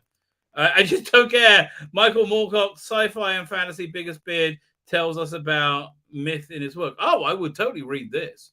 There you go. That here's something I would listen to. Keeps on trucking, doesn't he? Keeps on trucking. Yes, he does. We've got Black Panther. Amazing, gets 4 out of 5. Look. Wow, 4 out of 5 for this. I haven't seen it, but I haven't heard much positive about it. Nobody's seen it, right? More people have seen Violent Night. Okay, Matilda the musical, never heard of it, but I think more people have seen that too. Bunch of movies, no idea what any of them are. Let's have a quick look at what they have for the drinking game. Someone threatens to kill or capture Andor. Yeah, okay, fine. Someone pretends to be looking for an antique in Luthen's shop. Yeah, okay, I'll take a drink then. You get the sound of a beating anvil rings out from the town square of Ferris. That happens quite a lot. Syrian Khan is harshly belittled by his mum over dinner. Happens way too often. A character says on program, wait for episode 8. I quite like those bits. That's when it picks up. Cassian shoots somebody. Extra swig if unarmed. Okay, fine. It's just, look, they want it to be like this gritty John le Carre thing, and it's just too boring. The space of the bottom line is nearly there. It needs more story. It's just too boring. How far did you get in it to? Weak Sauce. 5 episodes, I think. As I said to you last week, I enjoyed it. I just found other shit to do. I just found other stuff more enjoyable. I didn't deliberately stop watching it, and so I spent a month. I spent a month standing up for it, and I will hand on my heart say I did enjoy what I saw. But the simple fact that I fell off it without intending to means that it didn't grip me. That it wasn't doing its job, and therefore I can't really stand by it and endorse it. I guess so. I can't believe Lower Decks gets the 3rd season. Oh my god! It's so awful. Let's see what I mean. Look, that's what we all look like thinking about doing Star Trek. Meta gag alert: the standing of Kirk and Spock in one episode shows as they looked in the animated series. Yeah, okay, I don't care. Captain Curiosity, I've seen 1.5 of these. It wasn't bad, wasn't really good. That I fact I didn't go back and watch more, I think is an indication. This is Guillermo del Toro's Twilight Zone horror thing. Have you seen any? Again, I've heard it's good. Which service is it on? Netflix or Amazon? Netflix. Yeah. No, I haven't watched it. I did hear lots of good things about it. House of the Dragon, there is a lot of good things about it. I like that a lot.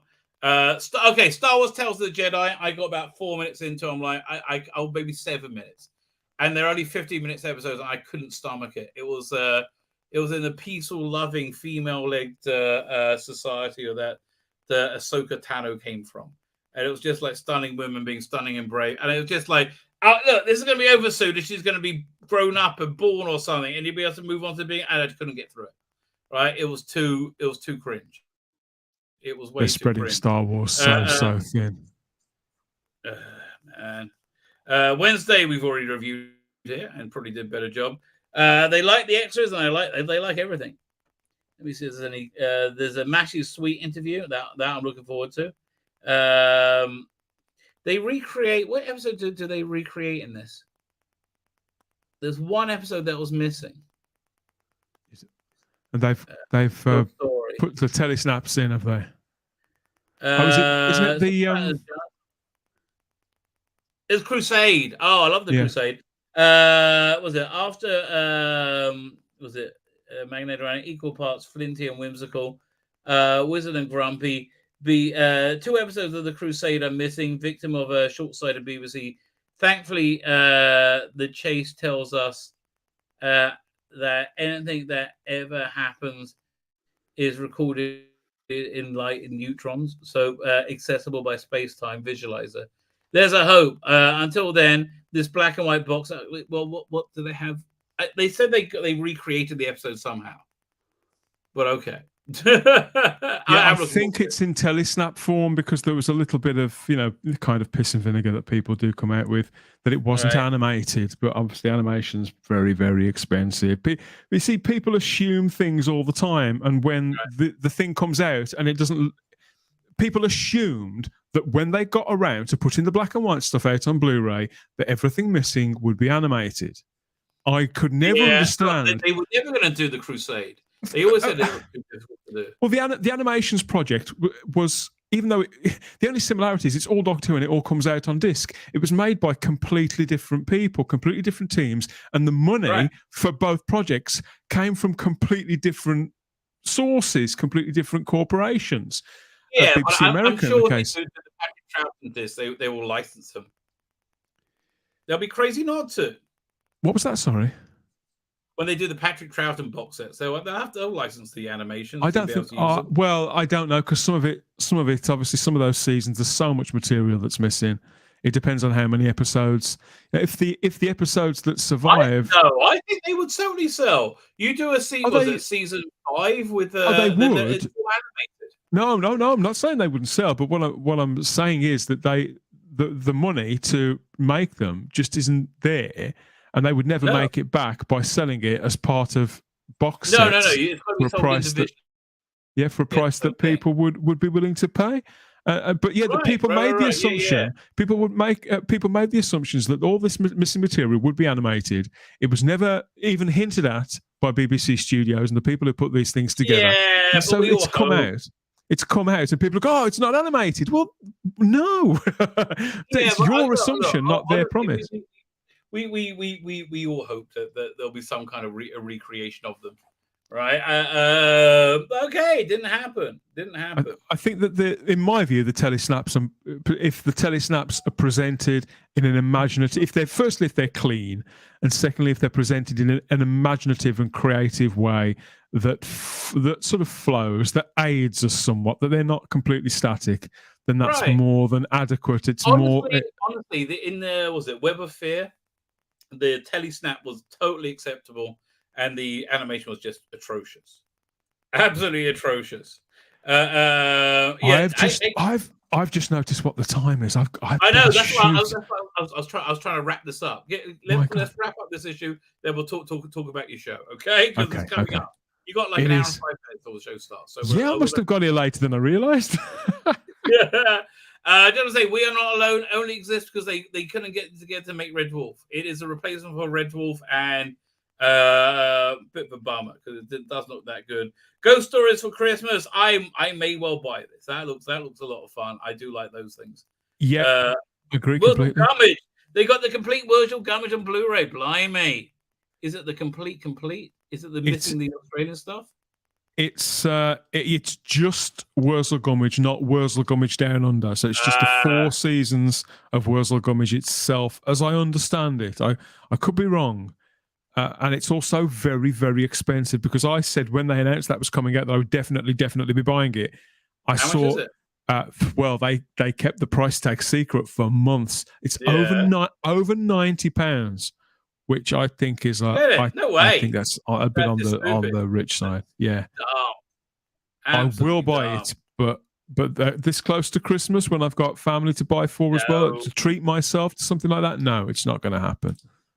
Right. So this looks interesting. It's coming out December 2nd. It's not CGI. I think it's stop motion. Yeah. Yeah. So it's got David Bradley, Ewan McGregor, Tilda Swinton. That looks good. I would totally check that out. Nope. Yeah. That's what I'm saying about watching it. Nope. 3,000 Years of Longing. They can go another 3,000. I don't know. Don't care. Not interested. Bodies. Not theirs. Star Trek Picard Season 2, garbage. Hellraiser doesn't look very good. Okay, mini reviews. City of Last Chances. that's what Doctor Who's on, mate. This is your last chance.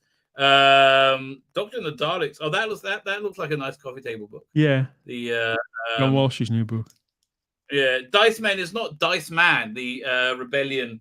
Do you ever remember that book when 2018 put out a monthly book where you basically chose your own adventure with Dice Man? So they're bringing that out this year. It's not Dice Man, which is something that's different. This looks lovely. Rocket ships, ray guns and rocket ships. That's really, really good. I would like to get that. No, okay, Clive Barker's Dark World. I would vaguely look at that. Don't care. I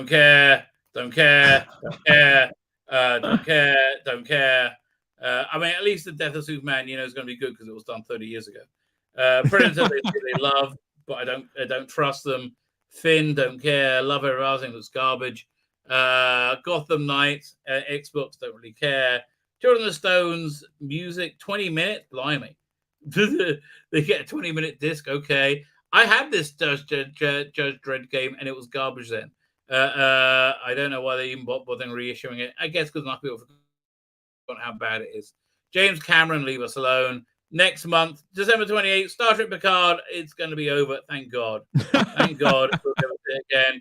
I wish they would release a TARDIS console for character options. They resolutely refuse to do it. Daypole, we loved you and you were awful, right? Absolutely awful. And there we go. That is SFX magazine. Hey, 1 second. So Poster girl. But I would say, and the reason why I'm probably going to count, I keep meaning to check the stats of my videos for the SFX magazine stuff. It's if it doesn't get any viewers, I don't care. Like why am I wasting my time doing it? So much better, right? Than these awful legacy magazines. These sort of shows. Okay, so we got you're on tonight because we've gone late in under an hour. Yeah, I am. I'm up. I'm on. We're out. We're and about, and we're breaking. What are we breaking? Well, you'll have to wait and catch us from 8 p.m. later on the Spacebook channel to find out. Myself and my companions, that rum bunch. Well, I'm bringing some of them back because they've been off for a couple of weeks. Some of them they've been on holiday and whatever else. So I'm reconnecting with them, catching up with them, and we've got lots to talk about in there. He smashed it. Who smashed what? You'll find out from 8 o'clock later on. That Cyberman, I believe, is from the Next Doctor. Am I correct? You know what? I think you are. Bloody hell. There you go. Yeah. There you go. I do like next. That's one of my favorite holiday specials. I always say it'll be a shorter show this week and then end up being completely wrong and we end up clocking 2.5 to 3 hours. But we break it up. We have fun. We've got some... I didn't see it. I stopped watching. You said you mentioned me on it last week. Yeah, well, you've got to go back and watch it. Yes, you've got... Where? I'm like 2 hours in now. And you had other shows. If you, it would be probably around that point. So in the last half an hour, 45 minutes, I suppose it would be. Oh my God, you're kidding me! Fine, I'll go back. Look for the bit where Avenue Who's 13th Doctor makes her appearance, and we take requests from the live chat for things that people want the 13th Doctor to say, and she may just say the words "Icky Thump." Just for you. I think I might have to screen grab that for the future then. Just quickly before you go, this story sounds so ridiculous, it's beyond belief, right? Yes. I can believe that Phoebe Waller-Bridge is doing a script. She's going to accept Rusty Davis having creative control of it. By the way, Phoebe, if you got small boobs, stop showing them off. Okay, darling, you're appealing to a weird sect of humanity. Don't do it. It's not good for you, right? Yes, you're a brilliant, creative woman. You got small boobs. Don't stop showing them off, right? So, because she's saying because she did so well with the No Time to Die, I think everything she did was edited out. Did you notice anything in No Time to Die other than falling asleep because it's so bloody boring? No, I didn't notice anything, and. No Time to Die, which is I expected not to notice. I have no doubt that she punched up some of that dialogue, but I would imagine. Look, Purvis and Wade have been writing Bond films for over 20 years. They're not going to let somebody. I think that Phoebe Waller-Bridge is a perfectly good writer, and she's probably a nice enough woman. But the stink. The cloud of stink that follows this woman around now is off the chart, and I'll be honest with you, it's unreasonable and somewhat listen, it all depends on the Doomcock rumor, right? As long as that's bull crap, she's safe. But like she was disrespectful and shit in Solo. Right, she was disrespectful and really. She was given a script to say in Solo, a terrible character, and it was a terrible performance. In her, the thing that they showed her in the making of. I don't know. I never saw that. I like Doomcock a lot. This is my disclaimer. I respect Doomcock a lot. Doomcock hasn't been right for a very long time, and on anything at all. And they flatly deny it. Although there was another source saying something slightly different about Indiana Jones, that they go back in time and then young Indy sacrifices himself at the end to save Eleanor, her character, and old Indy fades away like Marty McFly, and she picks up. Yeah, if anybody is losing any sleep believing that story, do yourselves a favor and tune out. I feel it's. You're the first person who managed to talk me around to going, that's bollocks. It just feels like seeing what we'd seen. Believe me, I'm not sure whether that film's going to be any good or not. I think it's, on one hand, we have James Mangold, and on the other hand, we have Disney. I think it's impossible to say one way or the other. But I think that story is absolute bollocks. I think Doomcock, who I've spoken to, who I've met in inverted commas, and respect enormously. Everything that Doomcock passes along is stuff that he is told in good faith, and that's what he's doing. He's facilitating that. He's not lying. He's not trying to mislead anybody. But what I'm saying is, he's just fun, and Doomcock is a genuine person, and he's very innovative. And he's doing it because he loves fandoms and loves the source material. But he does pass along things which historically don't turn out to be true. That's unarguable now. And so I would say that don't lose sleep over Indiana Jones. I'm not saying you should go and see it, but I'm not saying you should avoid it simply because of something that Doomcock's been told by a third party. That's my view. Thank you. I was just going to sum that up. One second. I got one last thing to show you, and then I really have to go as well. Where is it? Okay.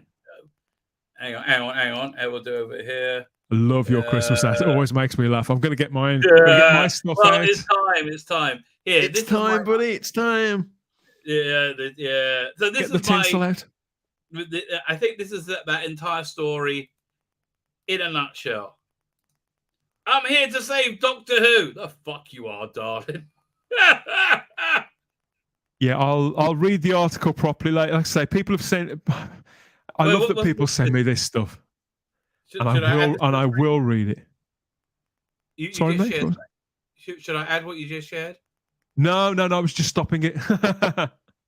Okay, fine. It looked like fine. With that, you can check this out tomorrow. I'm going to wrap up. I'm going to hit the end broadcast.